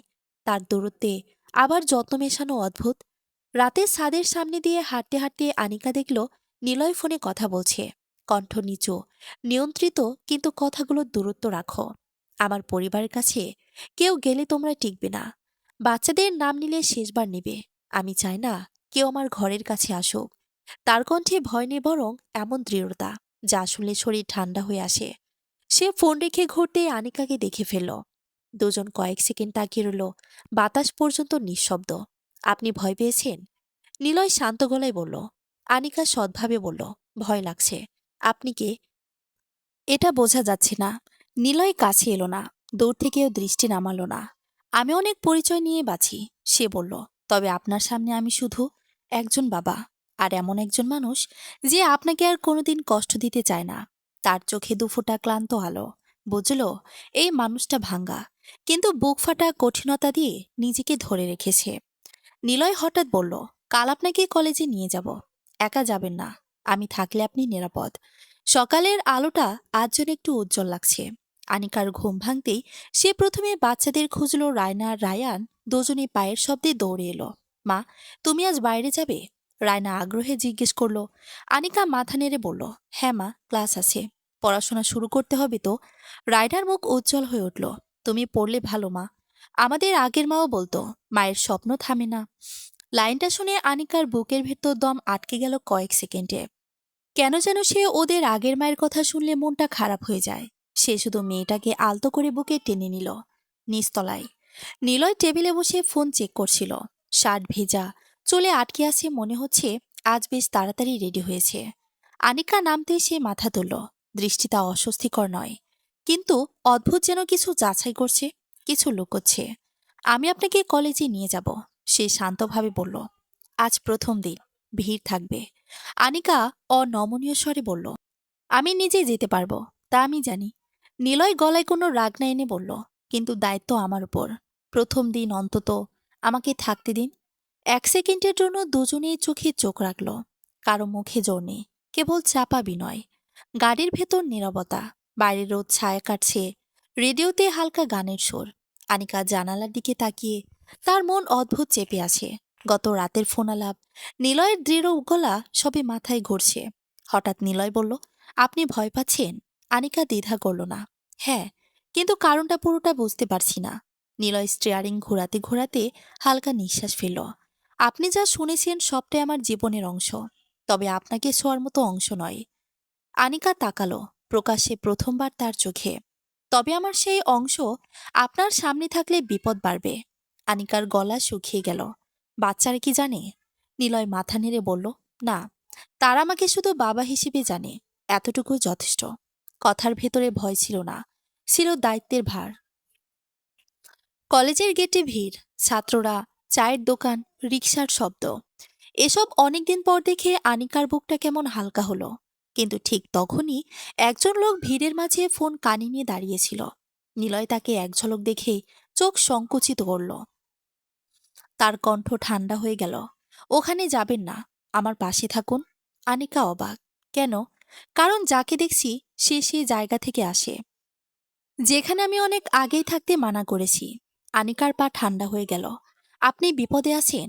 নিলয় মাথা নেড়ে বলল, আমি থাকলে সমস্যা নেই, কিন্তু আপনাকে বিপদে ফেলতে চায় না। তার স্বর এমন ছিল যেন সে অভ্যাসগতভাবে মানুষ বাঁচিয়ে চলেছে। গাড়ি থেকে নামার সময় আনিকা শুধু বলল, আমি ক্লাস শেষে নিজেই ফিরব। নিলয় ধীরে বলল, ঠিক আছে, তবে আমাকে জানাবেন। আমি দূর থেকে দেখব, কাছে আসব না। দৃশ্যটা খুব মানবিক। কেউ কাছে থাকতে চায়, তবু জোর করছে না, কারণ ভয় তার নিজেরও। আনিকা ক্লাসে গেল। সবার মুখে নতুন কৌতূহল, হঠাৎ বিয়ে, নিলয় রহমানের নাম, সব মিলিয়ে অনেক ফিসফাস। বিরতিতে রুমের বাইরে দাঁড়াতেই দুই মেয়ে আসতে বলল, এই দেখ নতুন বউ, কি ভাগ্য, এত বড় বাড়িতে গেছে নাকি? শুনেছি নিলয় রহমান খুব রাগী মানুষ। আনিকা শুনেও কিছু বলল না। জীবন তার নিজের, ব্যাখ্যা দিয়ে লাভ নেই। পকেটে ফোন ভাইব্রেট করল। নিলয়, আপনি ঠিক আছেন? অনেকক্ষণ পর আনিকা উত্তর দিল, হ্যাঁ, ক্লাসে আছি। 2 মিনিট পর। আবার পানি খেয়েছেন? অদ্ভুত, এমন যত্ন দিলে মানুষ বিশ্বাস করবে কি? আনিকার গলা নরম হয়ে গেল অজান্তে। ক্লাস শেষে বের হতে গিয়ে হঠাৎ এক অচেনা লোক সামনে এসে দাঁড়ালো। আপনি আপনি নিলয় ভাইয়ের স্ত্রী? আনিকা এক পা পিছিয়ে গেল। জি। আপনি কে? লোকটা অদ্ভুতভাবে হাসল। খবর নিয়েছিলাম শুধু। ভালো থাকেন। তার দৃষ্টি অস্বাভাবিক। মনে হলো সে কিছু বলতে চাইছে, কিন্তু বলতে পারছে না। ঠিক তখন একটা কালো গাড়ির সামনে এসে থামল। গাড়ির কাছ নামতেই দেখা গেল আরিয়ান। আত্মবিশ্বাসী হাসি। ভাবি, চলেন, আমি নিয়ে যাই। আনিকা অবাক। আপনি এখানে কেন? আরিয়ান জানালো, ক্লাস শেষ হওয়ার সময় আমি সব সময় জানি। তার ওপর আজকে আপনাকে দেখে মনে হচ্ছে আপনি একটু ভয় পেয়েছেন। না, আমি। আরিয়ান হালকা হেসে থামিয়ে দিল। ভাবি, আমি নিলয়ের মতো না, যে সব লুকায়। আমি যা দেখি বলি সরাসরি। গাড়ির দরজা খুলে ধরে বলল, চলুন। নিলয় থাকলেও আপনাকে আনতে আসতো, ও ব্যস্ত, তাই আমি এসে গেলাম। আনিকা দ্বিধায় দাঁড়িয়ে রইল। আরিয়ান খুব ধীরে বলল, ভাবি, এখানে দাঁড়িয়ে থাকাটা নিরাপদ না। আনিকার বুক ধড়ফড় করতে লাগলো।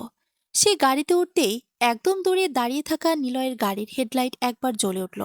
সে সবই দেখছে, তবু কাছে আসেনি। শুধু দেখছিল ত্রিমুখী নীরবতা, নতুন বিপদের শুরু। আরিয়ানের গাড়িতে আনিকা চুপচাপ বসে রইল। তার মনে এখন ভয় আর কৌতূহলের এক অদ্ভুত মিশেল। তুমি নীরব কেন ভাবি? আরিয়ান হাসল। নিলয়ের নীরবতা তোমাকে অসুস্থ করে দিয়েছে, তাই না? আনিকা তাকালো।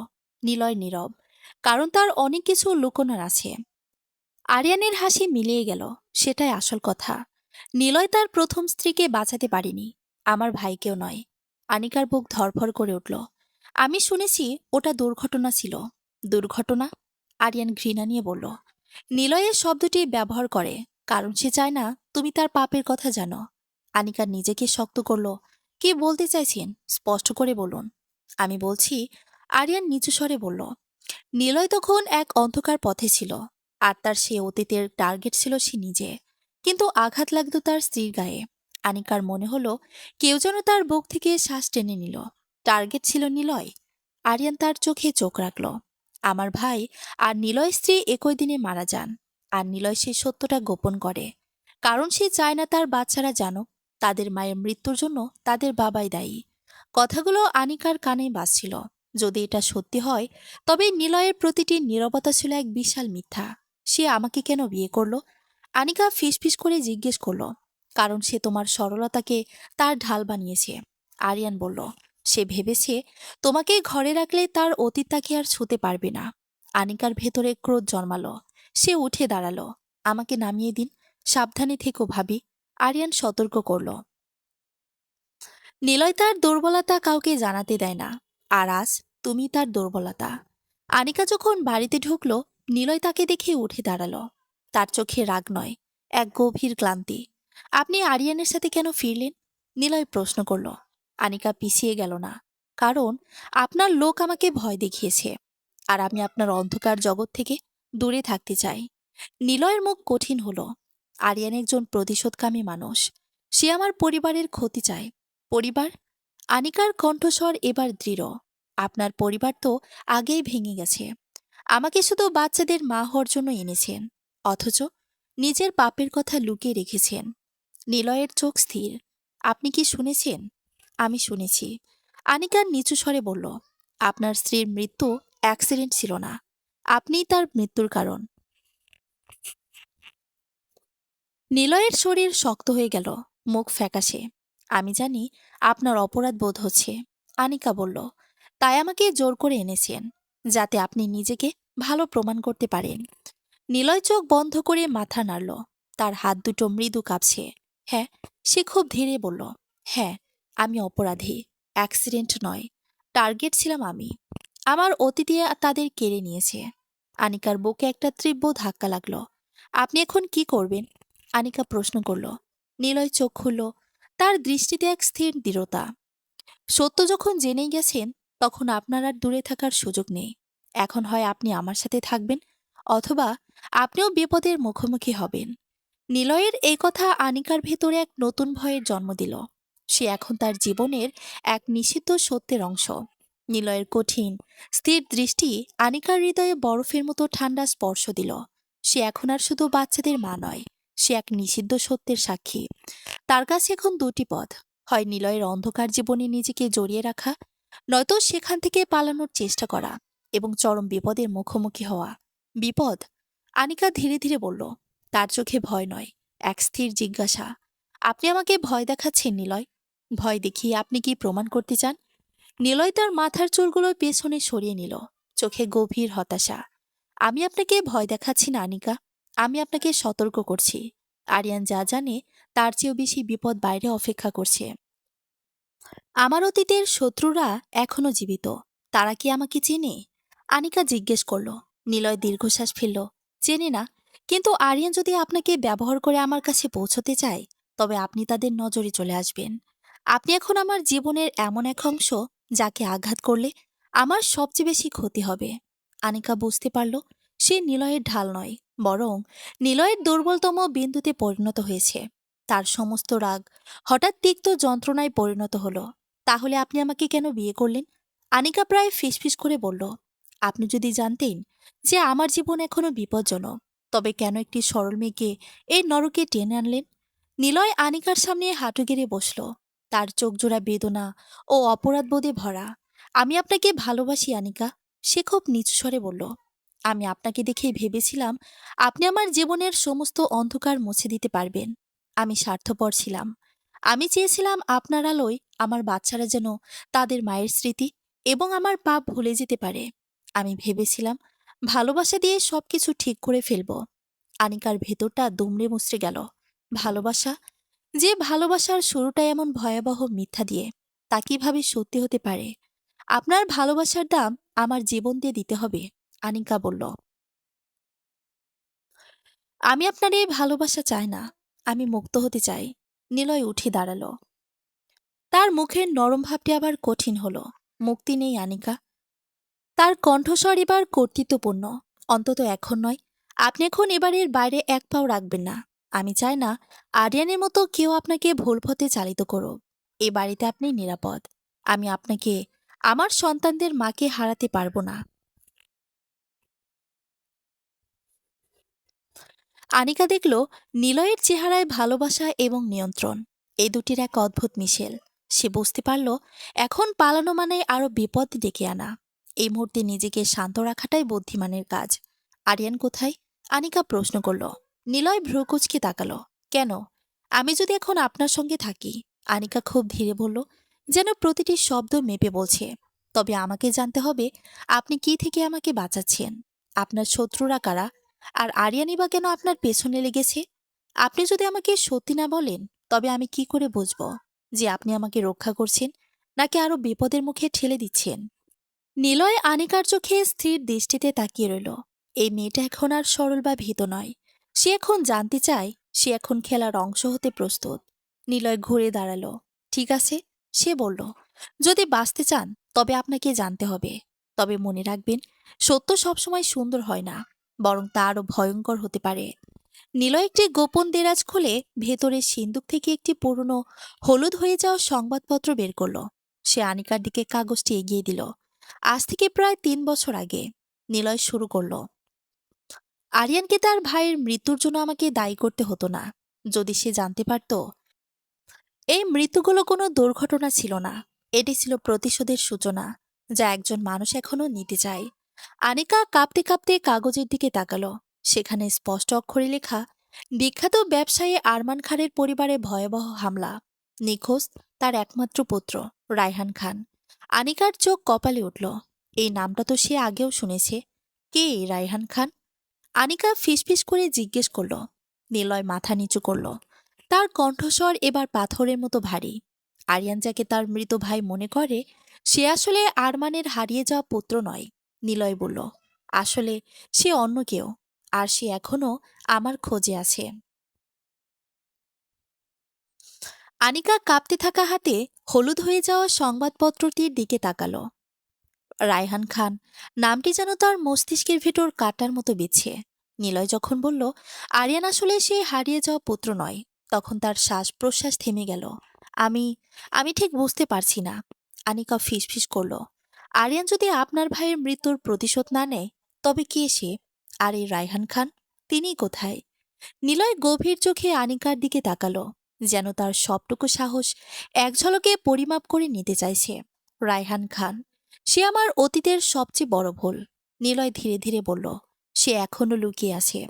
আরিয়ানের মুখোশ পড়েছে। ঠিক তখনই প্রধান ফটকের দিক থেকে গাড়ির চাকার দ্রুত আওয়াজ এবং ব্রেকের শব্দ শোনা গেল। নিলয় এবং আনিকা দুজনেই চমকে দরজার দিকে তাকালো।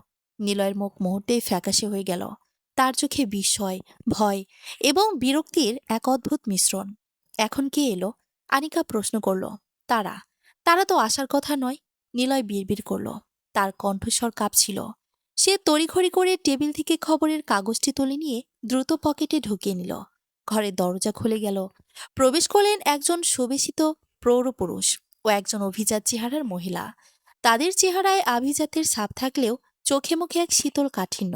দাঁড়ায় নিলয়ের বাবা মা। নিলয়। মহিলাটি হঠাৎ নিলয়ের মা তীক্ষ্ণ কণ্ঠে ডাকলেন, আমরা আসি। আর তুমি আমাদের অভ্যর্থনা জানাতেও নিচে গেলে না? নিলয় নিজেকে দ্রুত সামলে নিয়ে এগিয়ে গেল। মা, বাবা, আপনারা হঠাৎ এত রাতে? আপনারা ভালো আছেন তো? নিলয়ের বাবা গম্ভীর মুখে দাঁড়িয়ে শুধু একবার মাথা ঝাঁকালেন। তার দৃষ্টি নিলয়কে ছাড়িয়ে আনিকার দিকে গেল। নিলয়ের মা আনিকার দিকে এগিয়ে এলেন। তার দৃষ্টিতে কোনো স্নেহ বা মমতা ছিল না, ছিল যেন তীক্ষ্ণ বিশ্লেষণ। আনিকার মনে হলো তাকে যেন কোনো গোপন তথ্য উদ্ধারকারী যন্ত্র হিসেবে স্ক্যান করা হচ্ছে। তুমি আনিকা? নিলয়ের মা এক প্রকার আদেশ দেওয়ার ভঙ্গিতে বললেন, নিলয় যাকে বিয়ে করেছে, আমরা তোমাদের ছবি দেখেছি, কিন্তু সামনাসামনি দেখায় না, বিশেষ কিছু নেই। আনিকা থতমত খেয়ে গেল। এমন রুক্ষ রহস্যময় ব্যবহার সে আশা করেনি। নিলয়ের বাবা মা, যারা এতদিন নিখোঁজ ছিলেন বলেই সে জানত তাদের আচরণ মোটেও স্বাভাবিক নয়। আসুন, ভেতরে বসুন। নিলয় দ্রুত পরিস্থিতি সামাল দিতে চাইল। আপনারা এত দূর থেকে এসেছেন, নিশ্চয়ই ক্লান্ত।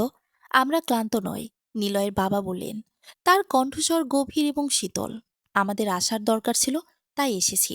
এতদিন কোথায় ছিলাম তা দিয়ে তোমার মাথা না ঘামালেও চলবে। বরং এই নতুন বৌমাকে আমাদের বাড়িতে মানিয়ে নিতে পারছে, সেটাই দেখা দরকার। তিনি বসার ঘরে ধীরে ধীরে হাঁটতে লাগলেন, যেন ঘরের প্রতিটি কোণ পরীক্ষা করছেন। নিলয়ের মা আনিকার দিকে ঝুঁকে এলেন। শোনো মেয়ে, তিনি ফিসফিস করে বললেন। কিন্তু সেই ফিসফিস শব্দেও একটি ভয়ঙ্কর কর্তৃত্ব ছিল। নিলয়ের জীবনে যা কিছু ঘটে গেছে, সেগুলোর বিষয়ে তুমি কোনো প্রশ্ন তুলবে না। সে কি করে না করে তা তোমার বিষয় নয়।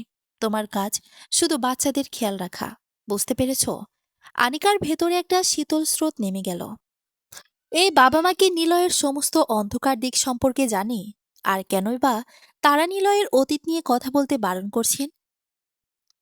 এতদিন পর তাদের হঠাৎ আবির্ভাব কি কেবলই পারিবারিক কারণ, নাকি এর রহস্যময় আগমনের পেছনে লুকিয়ে আছে নিলয়ের সে অন্ধকার অতীত? এবং রায়হান খান? নিলয় বাবা মায়ের দিকে অসহায় চোখে তাকালো। তার মুখ দেখে মনে হচ্ছে সে আরেক নতুন বিপদের মুখে পড়েছে।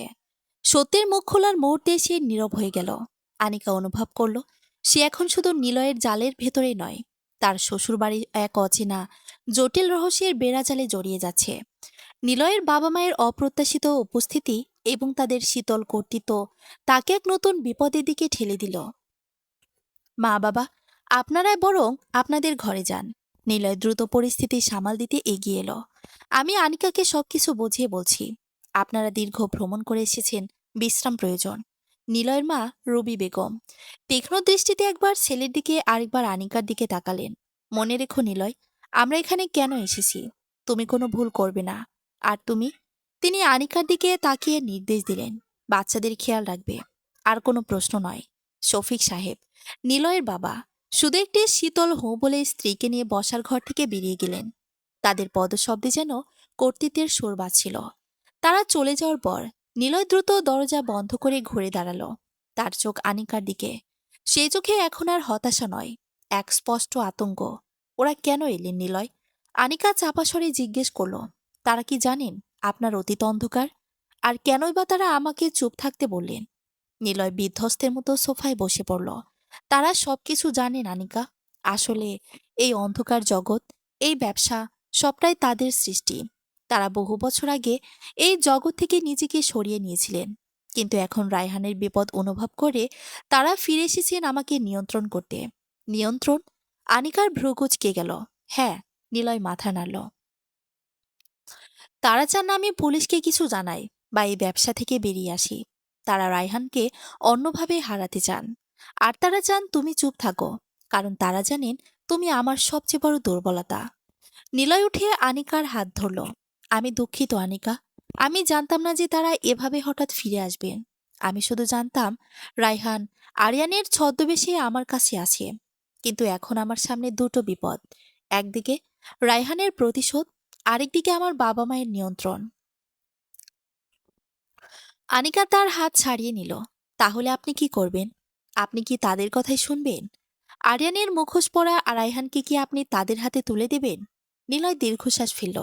আমার বাবা মা বিপজ্জনক আনিকা, কিন্তু তারা রায়হানের কৌশলগুলো ভালো বোঝেন। এখন আমার কাছে সময় নেই। আমাকে তাদের কথা শুনতে হবে, অন্তত কিছুদিনের জন্য। আর তোমাকে? নিলয় আনিকার চোখে চোখ রাখল। তোমাকে তাদের সামনে দেখাতে হবে যে তুমি ভীত, সরল এবং তাদের নিয়ন্ত্রণে আছো। আমি কেন তাদের সামনে দুর্বল সাজব? আনিকা জানতে চাইল। কারণ সেটাই রায়হানকে বিশ্বাস করাবে যে তোমার মাধ্যমে আমাকে টার্গেট করা সহজ। নিলয় বলল, কিন্তু তুমি ভেতরে ভেতরে আমার সঙ্গে থাকবে। তুমি তাদের প্রতিটি পদক্ষেপ আমাকে জানাবে।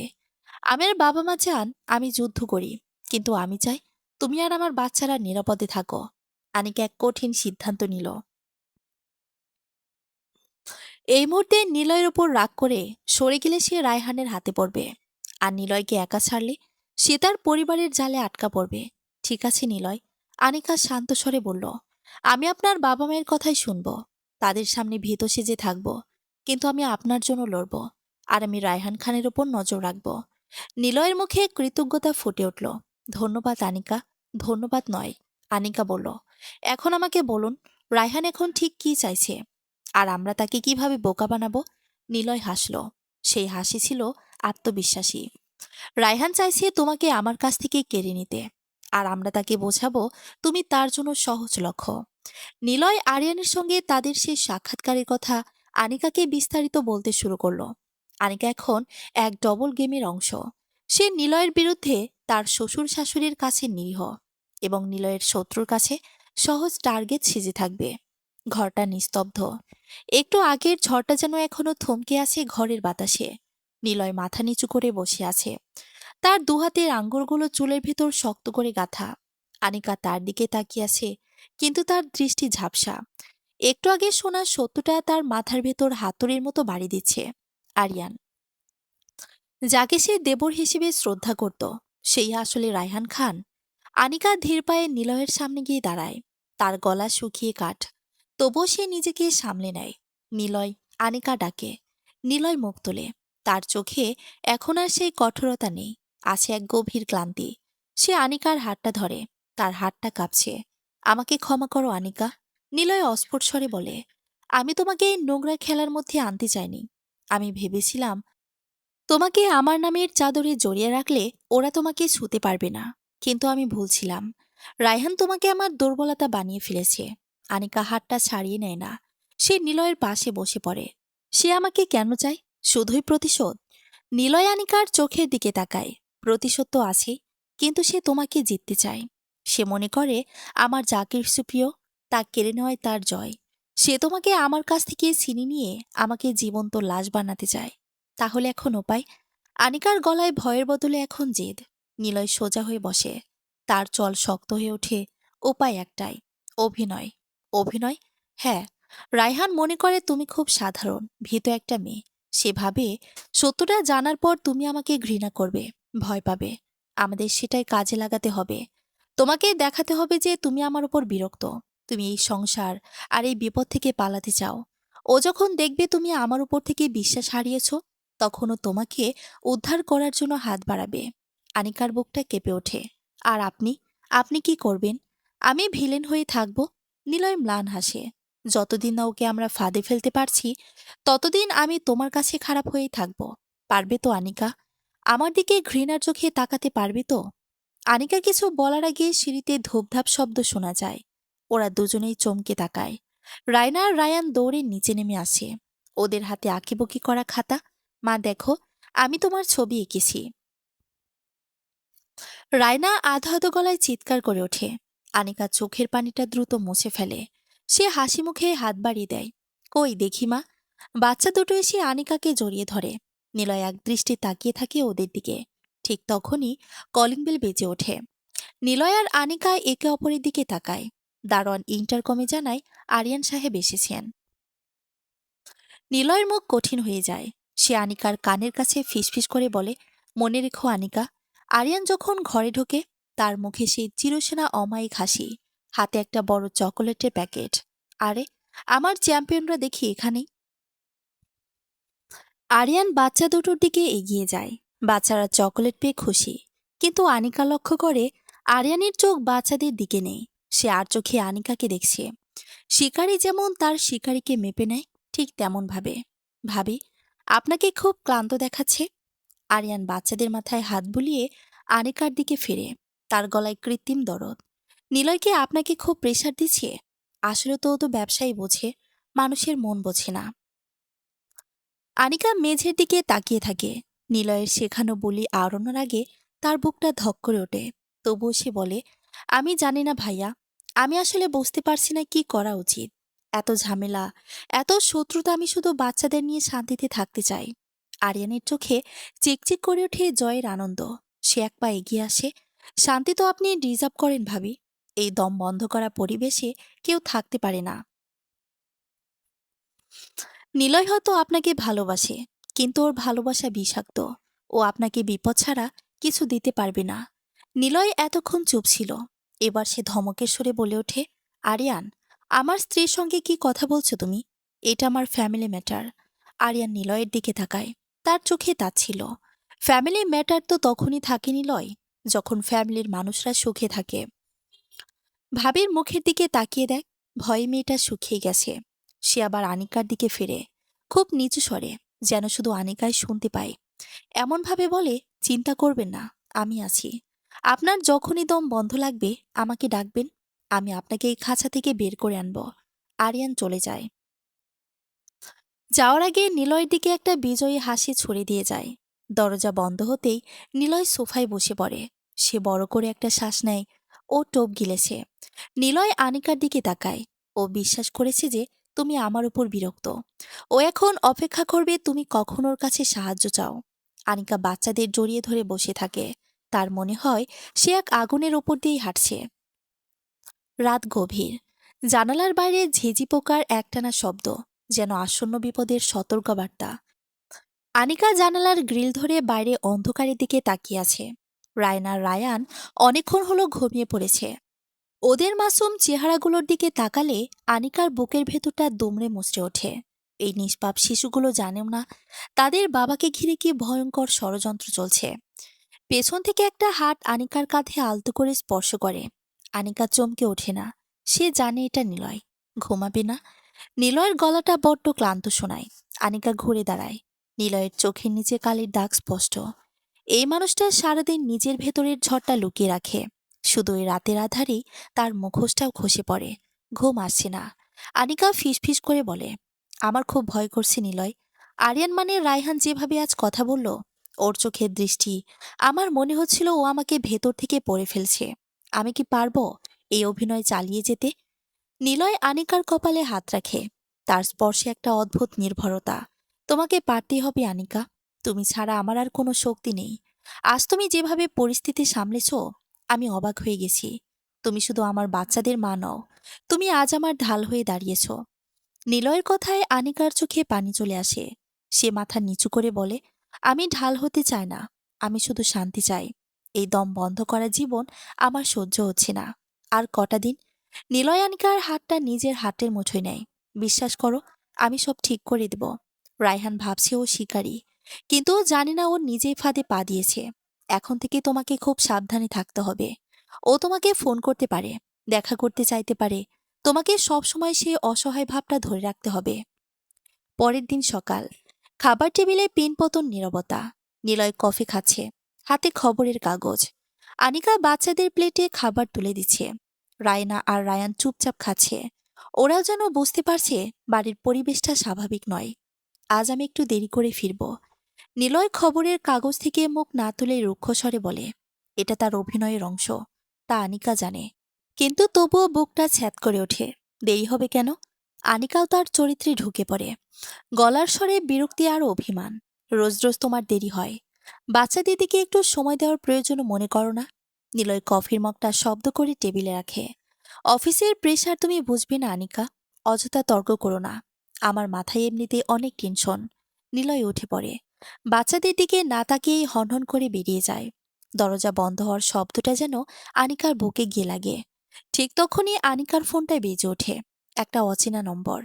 আনিকার হাতটা কেঁপে ওঠে। সে কি ধরবে নাকি কেটে দেবে? সে আর চোখে কাজের মেয়ে রহিমা খালার দিকে তাকায়। সালমা খালা টেবিলে কাপড় মুছছে। নিলয় বলেছিল বাড়ির দেয়ালেরও কান আছে। আনিকা ফোনটা ধরে কানে লাগায়। হ্যালো, কেমন আছেন ভাবি? ওপাশের গলাটা শুনেই আনিকার সর্বশরীরে একটা শীতল স্রোত বয়ে যায়। আরিয়ান। আনিকা ঢোক গেলে নিজেকে স্বাভাবিক করার চেষ্টা করে। সে ফোনটা নিয়ে বারান্দার দিকে হেঁটে বাড়ায়। গলার স্বর কান্না মেশানো ভাব ফুটিয়ে তোলে। কে? আরিয়ান ভাইয়া? হ্যাঁ ভাবি। নিলয় বেরিয়ে গেল দেখলাম। ওর চেহারায় বেশ রাগ। সকালবেলায় কি ঝগড়া হলো নাকি? আরিয়ানের গলায় সেই কদর্য আনন্দটা স্পষ্ট। আনিকা বারান্দার রেলিংটা শক্ত করে ধরে। আর বলবেন না ভাইয়া, এই বাড়িতে আমার দম বন্ধ হয়ে আছে। উনি তো আমার কোনো কথাই শুনতে চান না। শুধু অফিস আর ব্যবসা। আমরা যে মানুষ, আমাদেরও যে মন আছে, সেটা উনি বুঝতেই চান না। ওপাশ থেকে আরিয়ানের দীর্ঘশ্বাস শোনা যায়। আমি জানতাম ভাবি, নিলয় আপনাকে ডিজার্ভ করে না। আপনি কত নরম মনের মানুষ, আরও পাথর। আপনার কষ্ট আমি বুঝতে পারছি। আমি কি করব ভাইয়া? আমার বাচ্চাদের জন্য আমি কোথাও যেতেও পারছি না। আনিকা ফপিয়ে ওঠার ভান করে। কাঁদবেন না ভাবি, চোখের পানি ফেলার জন্য আপনার জন্ম হয়নি। আমি আছি তো। আপনি শুধু একটু ধৈর্য ধরুন। আমি খুব তাড়াতাড়ি আপনাকে ওই নরক থেকে বের করে আনব। নিলয়কে আমি, মানে, আমি সব ব্যবস্থা করছি। আনিকা বুঝতে পারে আরিয়ান উত্তেজিত হয়ে যায়, কিছু একটা বলে ফেলেছিল। আপনি আপনি কি করবেন? আনিকা ভয়ে ভয়ে জিজ্ঞেস করে। সেটা এখন না জানাই ভালো। শুধু এটুকু জেনে রাখুন, আপনার মুক্তির চাবিকাঠি আমার হাতে। নিলয় আপনাকে আর বেশি দিন কষ্ট দিতে পারবে না। আপনি সাবধানে থাকবেন। আর হ্যাঁ, এই নাম্বারে যখন খুশি আমাকে ফোন দেবেন। নিলয় যেন জানতে না পারে। লাইনটা কেটে যায়। আনিকার ফোনটা বুকের কাছে ধরে দাঁড়িয়ে থাকে। তার হৃৎপিণ্ডটা লাফাচ্ছে।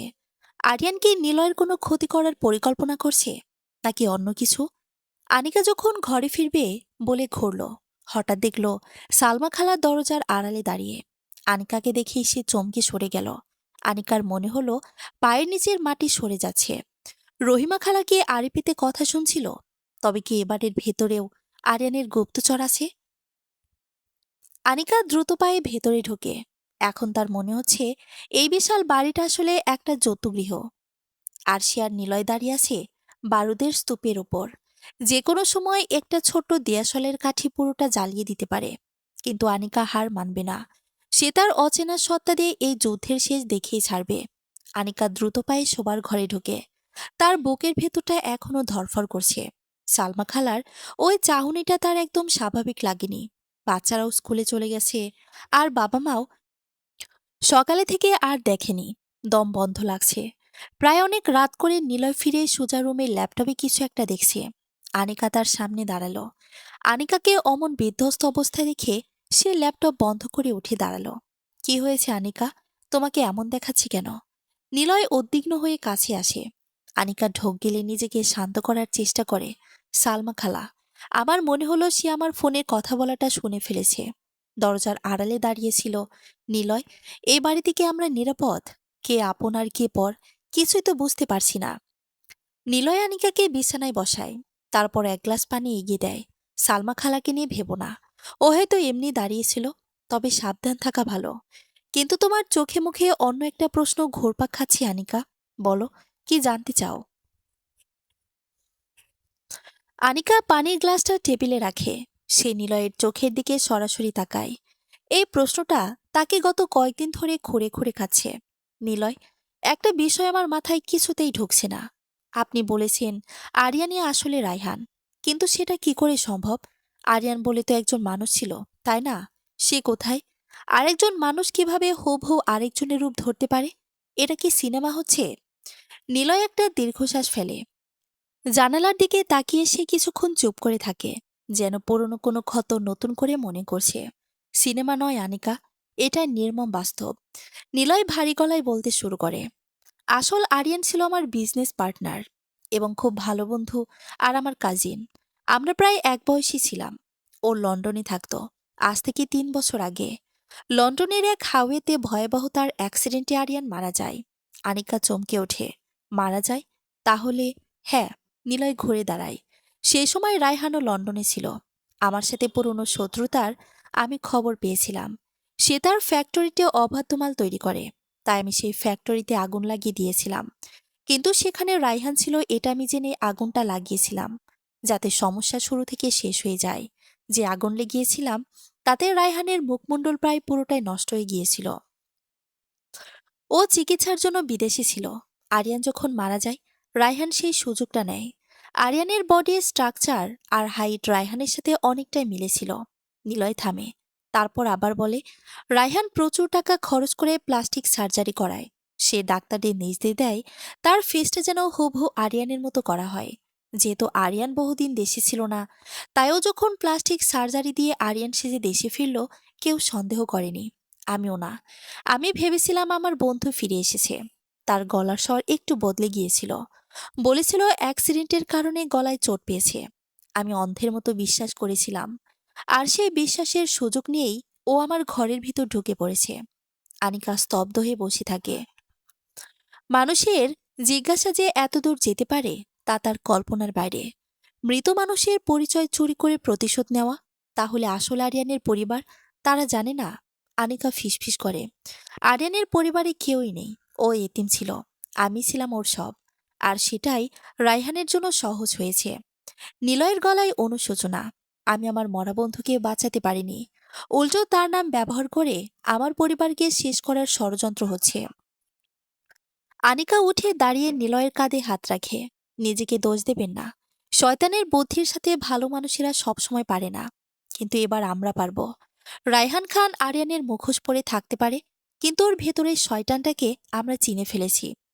নিলয় আনিকার হাতটা শক্ত করে ধরে। হ্যাঁ, পারবো, কিন্তু তার আগে আমাদের ঘরের ভেতরের ইঁদুরটাকে ধরতে হবে। মানে সালমা খালা। নিলয়ের চোখ ছোট হয়ে আসে। তুমি যদি ঠিক দেখে থাকো, আরও যদি সত্যি আড়ে পেতে থাকে, তবে ও রায়হানের ইনফর্মার। আজ রাতেই সেটা পরীক্ষা করতে হবে। কিভাবে? নিলয় পকেট থেকে নিজের ফোনটা বের করে। আমরা একটা নাটক সাজাবো। এমন একটা কথা বলবো যেটা শুনলে রায়হান স্থির থাকতে পারবে না। যদি দেখি রায়হান সে অনুযায়ী রিয়্যাক্ট করছে, বুঝবো সালমা খালাই খবরটা পাচার করেছে। রাতে খাবার টেবিলে নিলয় ইচ্ছা করেই উচ্চস্বরে কথা বলতে শুরু করে। রহিমা খালা তখনও রান্নাঘর থেকে খাবার দিচ্ছিল। আনিকা, নিলয় গম্ভীর গলায় বলে, আমি ঠিক করেছি বাচ্চাদের নিয়ে তুমি কালই তোমার বাবার বাড়ি চলে যাবে। এখানে থাকাটা আর নিরাপদ নয়। আমি কাল সকালেই গাড়ির ব্যবস্থা করছি। আনিকা চমকে তাকায়, কিন্তু নিলয়ের চোখের ইশারা দেখে সামলে নেয়। কিন্তু এখন হঠাৎ করে? কোনো কিন্তু নয়। আমি যা বলছি তাই হবে। কাল সকাল 10টায় তুমি বের হবে। রান্নাঘরের দরজায় রহিমা খালার হাতটা মুহূর্তের জন্য থমকে যায়। সে আর চোখে একবার টেবিলের দিকে তাকায়, তারপর দ্রুত হাতে কাজ শেষ করে নিজের ঘরের দিকে চলে যায়।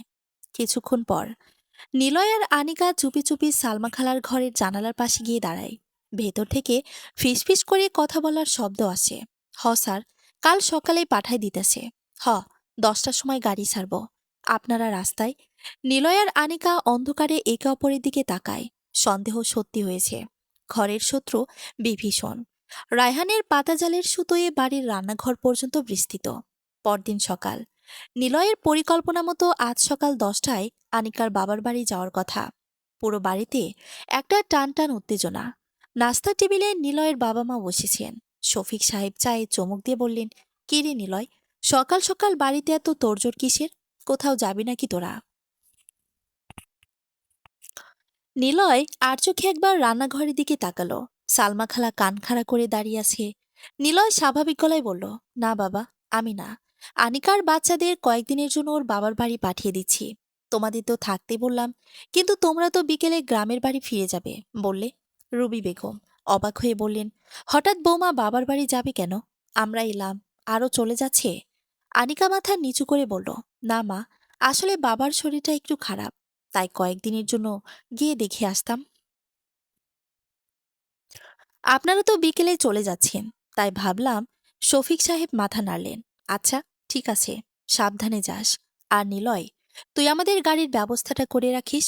নিলয় স্বস্তির নিঃশ্বাস ফেলল। বাবা মাকে এই মিথ্যে নাটকের মধ্যে না জড়ালেই ভালো। তারা বয়স্ক মানুষ। রায়হানের মতো শয়তানের হাতে পাল্লা দেওয়া তার এ কাজ নয়। বিকেলে তারা গ্রামে চলে গেলে নিলয় নিশ্চিন্তে তার শেষ চালটা চালতে পারবে। ঘড়িতে কাটায় কাটায় 10টা। বাড়ির গেটে নিলয়ের গাড়ি দাঁড়িয়ে আছে। ড্রাইভার লাগেজ তুলছে। আনিকা রায়না আর রায়ানকে নিয়ে গাড়িতে উঠল। নিলয় জানালার কাছে এসে দাঁড়ালো। সাবধানে থেকো। নিলয় এমনভাবে বলল যেন সত্যি বিদায় দিচ্ছে, কিন্তু তার চোখের ইশারা আনিকা ঠিকই বুঝে নিল। আপনিও নিজের খেয়াল রাখবেন। আনিকা অভিনয়টা চালিয়ে গেল। গাড়ি স্টার্ট দিল। গেট পেরিয়ে গাড়িটা যখন রাস্তায় নামলো, একটু দূরে দাঁড়িয়ে থাকা একটা কালো রঙের প্রাডো জিপের দিকে নিলয়ের নজর গেল। গাড়ির কাজটা কালো, কিন্তু নিলয় জানে ভেতরে কে বসে আছে। রায়হান। রহিমা খালার দেওয়া খবরে বিশ্বাস করে রায়হান শিকার ধরতে এসেছে। নিলয় মুচকি আসলো। সে পকেট থেকে ফোন বের করে কাউকে একটা মেসেজ দিল। টপ নড়াচড়া করেছে। অ্যাকশন শুরু করো। আনিকার গাড়িটা মূল রাস্তা ছেড়ে একটু নির্জন বাইপাস রোডে উঠতেই পেছনের কালো প্রোডোটা গতি বাড়ালো। ড্রাইভার আয়নার দিকে তাকিয়ে বলল, ম্যাম, একটা গাড়ি মনে হয় আমাদের ফলো করছে। আনিকা বাচ্চাদের বুকে জড়িয়ে ধরল। ভয়ের অভিনয় করতে করতে এখন তার সত্যি ভয় করছে। নিলয়ের প্ল্যান কি ঠিকঠাক কাজ করবে? কালো গাড়িটা শাসা করে এসে আনিকার গাড়ির সামনে ব্রেক কষল। আনিকার ড্রাইভার বাধ্য হয়ে গাড়ি থামালো। কালো গাড়ি থেকে নেমে এলো আরিয়ান। তার পরনে জ্যাকেট, চোখে সানগ্লাস, ঠোঁটে সেই কুটিল হাসি। সে এগিয়ে এসে আনিকার গাড়ির জানালায় টোকা দিল। কি ভাবি, আমাকে না বলে চলে যাচ্ছিলেন? আনিকা কাজ নামালো। আরিয়ান ভাইয়া, আপনি এখানে? আমি তো সব সময় আপনার আশেপাশেই থাকি ভাবি। আরিয়ান গাড়ির লক খুলতেই ইশারা করল। নিলয়ের ওই ভাঙ্গা গাড়িতে করে আর কতদূর যাবেন? নামুন, আমার গাড়িতে আসুন। আজ থেকে আপনার আর বাচ্চাদের দায়িত্ব আমার। কিন্তু, কোনো কিন্তু নয়। নিলয় আপনাকে রক্ষা করতে পারবে না। ও তো নিজের বাবা মাকেই সামলাতে ব্যস্ত। আসুন। আরিয়ান নিজে দরজা খুলে আনিকার হাত ধরল। ঠিক সেই মুহূর্তে চারপাশ থেকে সাইরেনের শব্দ শোনা গেল। আরিয়ান চমকে উঠল। সে এদিক ওদিক তাকালো। দুটো পুলিশ ভ্যান এবং নিলয়ের গাড়ি তাদের ঘিরে ফেলেছে। নিলয় গাড়ি থেকে নামল। তার হাতে একটা পিস্তল, তার মুখে বিজয়ের হাসি।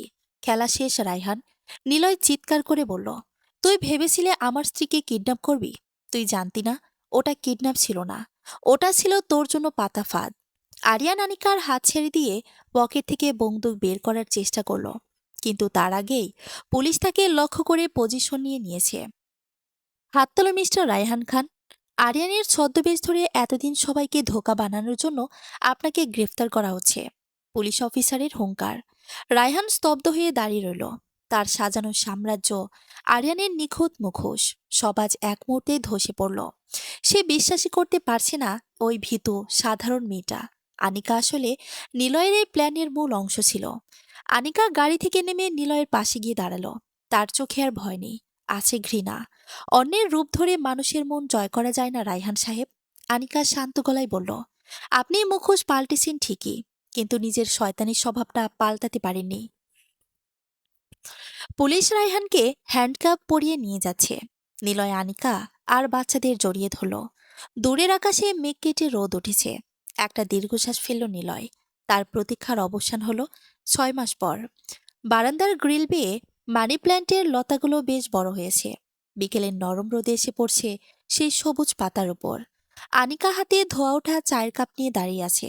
তার দৃষ্টি বাগানের দিকে, যেখানে রায়না আর রায়ান দৌড়াদৌড়ি করছে। ওদের হাসির শব্দে পুরো বাড়িটা যেন গমগম করছে। গত 6 মাসে জীবনটা কেমন পাল্টে গেছে। রায়হানের যাবজ্জীবন কারাদণ্ড হয়েছে। জালিয়াতের খুনের চেষ্টার দায়ে সে এখন জেলে পড়ছে। সালমা খালাকে বিদায় করা হয়েছে। আর নিলয়ের বাবা মা, তারা সবকিছু মিটমাট হওয়ার পর গ্রামে ফিরে গেছেন। যাওয়ার আগে রবি বেগম আনিকার মাথায় হাত রেখে বলে গেছেন, সংসারটা আগলে রেখো মা। সে স্পর্শে আর কোনো শীতলতা ছিল না, ছিল নির্ভরতা। কি ভাবছো এত? পেছন থেকে নিলয়ের ভরাট কণ্ঠস্বর। আনিকা ঘুরে তাকায়। অফিস থেকে ফিরেই নিলয় বারান্দায় চলে এসেছে। পরনে এখনো অফিসের ফর্ম ফ্ল্যাট, হাতাটা কোনোই পর্যন্ত গোটানো। চেহারায় সে ক্লান্তির ছাপ আর নেই, আছে এক প্রশান্ত দীপ্তি। আনিকা চায়ের কাপটা নিলয়ের দিকে বাড়িয়ে দেয়। ভাবছিলাম দিনগুলো কত দ্রুত বদলে যায়। কদিন আগে মনে হচ্ছিল আমরা একটা ভয়ঙ্কর দুঃস্বপ্নের মধ্যে আছি। আর আজ নিলয় চায়ের কাপে চুমুক দিয়ে আলতো হাসল। আজ সেই দুঃস্বপ্ন শেষ। তুমি পাশে ছিলে বলেই এটা সম্ভব হয়েছে আনিকা। তুমি না থাকলে আমি হয়তো রায়হানের পাতা ফাঁদে কবে শেষ হয়ে যেতাম। আনিকা ম্লান হাসে। আমি তো শুধু আমার দায়িত্ব পালন করেছি। নিলয় কাপটা রেলিংয়ে রেখে আনিকার দোকান ধরে তাকে নিজের দিকে ফেরালো। তার চোখে গভীর ভালোবাসা। শুধু দায়িত্ব? শুধু কি দায়িত্বই ছিল আনিকা? ভালোবাসার ছিটে ফোটাও কি ছিল না? আনিকা লজ্জায় চোখ নামিয়ে নেয়। এই কমাসে নিলয়ের প্রতি তার অনুভূতি যে কতটা গভীর হয়েছে তা সে নিজেও জানে না। এই মানুষটা তার সবটুকু দিয়ে তাকে আগলে রেখেছে। হঠাৎ রায়না দৌড়ে এসে নিলয়ের পা জড়িয়ে ধরে। বাবা বাবা, দেখো ভাই আমাকে খেলতে নিচ্ছে না। রায়ানও পেছনে পেছনে এলো। মিথ্যে কথা বাবা, ও চিটিং করে। নিলয় হেসে ওঠে। সে নিচু হয়ে দুজনকে 2 হাতে কোলে তুলে নেয়। আচ্ছা, আজ আমি খেলবো তোমাদের সাথে। যে জিতবে তাকে আজ আইসক্রিম খাওয়ানো হবে। বাচ্চারা আনন্দে চিৎকার করে ওঠে। আনিকা মুগ্ধ হয়ে দৃশ্যটা দেখে। এই মানুষটাকে একসময় কত গম্ভীর আর রুক্ষ মনে হতো, আর আজ সে কত সহজ, কত প্রাণবন্ত। রাতে বাচ্চারা ঘুমিয়ে পড়ার পর ঘরে এক অদ্ভুত নিস্তব্ধতা। আনিকা আর আয়নার সামনে দাঁড়িয়ে চুল আঁচড়াচ্ছিল। নিলয় বিছানায় বসে ল্যাপটপে কিছু কাজ করছিল। হঠাৎ সে লক্ষ্য করলো আনিকা চুল আঁচড়াতে আঁচড়াতে থেমে গেছে। সে আয়নার দিকে তাকিয়ে আছে, কিন্তু তার দৃষ্টি যেন অন্য কোথাও। নিলয় উঠে আনিকার পেছনে গিয়ে দাঁড়ায়। আয়নায় দুজনকে পাশাপাশি দেখাচ্ছে। কিছু কি বলবে আনিকা? সন্ধ্যা থেকে দেখছি তুমি কিছু একটা বলতে চাইছো, কিন্তু পারছো না। নিলয় জিজ্ঞেস করে। আনিকা ঘুরে নিলয়ের দিকে তাকায়। তার গাল দুটো সামান্য রক্তিম হয়ে ওঠে। চোখের পাতায় লজ্জা আর আনন্দের এক অদ্ভুত মিশ্রণ। নিলয়। আনিকা খুব নিচু স্বরে ডাকে, বলো। আনিকা নিলয়ের ডান হাতটা টেনে নিয়ে নিজের পেটের ওপর রাখে। নিলয় অবাক হয়ে আনিকার চোখের দিকে তাকায়। আনিকার ঠোঁটের কোণে এক চিলতে লাজুক হাসি ফুটে ওঠে। আমাদের পরিবারটা আরেকটু বড় হতে চলেছে নিলয়। রায়না আর রায়ান, ওরা খুব তাড়াতাড়ি ওদের খেলার একজন নতুন সঙ্গী পাবে। নিলয় কয়েক মুহূর্ত স্তব্ধ হয়ে দাঁড়িয়ে থাকে। কথাটা মস্তিষ্কে পৌঁছাতে তার যেন একটু সময় লাগে। তারপর তার চোখের কোণ ভিজে ওঠে। সে বিশ্বাসই করতে পারছে না। এত বছরের যন্ত্রণা, এত যুদ্ধের পর সৃষ্টিকর্তা তাকে এত বড় পুরস্কার দিচ্ছেন। আনিকা, তুমি তুমি সত্যি বলছো? নিলয়ের গলার স্বর কেঁপে ওঠে। আনিকা মাথা নাড়ায়। হুম, আজই রিপোর্ট পেয়েছি। নিলয়ের নিজেকে ধরে রাখতে পারে না। সে আনিকাকে শক্ত করে বুকে জড়িয়ে ধরে, যেন এই মুহূর্তে পৃথিবীর সবচেয়ে মূল্যবান সম্পদ তার হাতে। ধন্যবাদ আনিকা, অনেক ধন্যবাদ। তুমি আমাকে পূর্ণ করে দিলে। আমি কথা দিচ্ছি, রায়নার রায়ানের মতো এই নতুন অতিথিও কখনো বাবার ভালোবাসার অভাব বোধ করবে না। আনিকা নিলয়ের বুকে মাথা রেখে চোখ বন্ধ করে। তার মনে পড়ে সেই প্রথম দিনের কথা, যখন সে এই বাড়িতে অচেনা মা হয়ে পা রেখেছিল। ভয়ে, সংকোচে তার বুক কাঁপছিল। আর আজ আছে এই সংসারের হৃৎপিণ্ড। বাইরে হয়তো আবার ঝিঝি রাখছে, কিন্তু আনিকার মনে এখন আর কোনো ভয় নেই। নিলয় আছে, বাচ্চারা আছে, আর তার ভেতরে বেড়ে উঠছে এক নতুন প্রাণ। অচেনা মা আর অচেনা রইল না। সে এখন শুধুই মা, ভালোবাসার, নির্ভরতার আর এক সুখী পরিবারের মা। সমাপ্ত।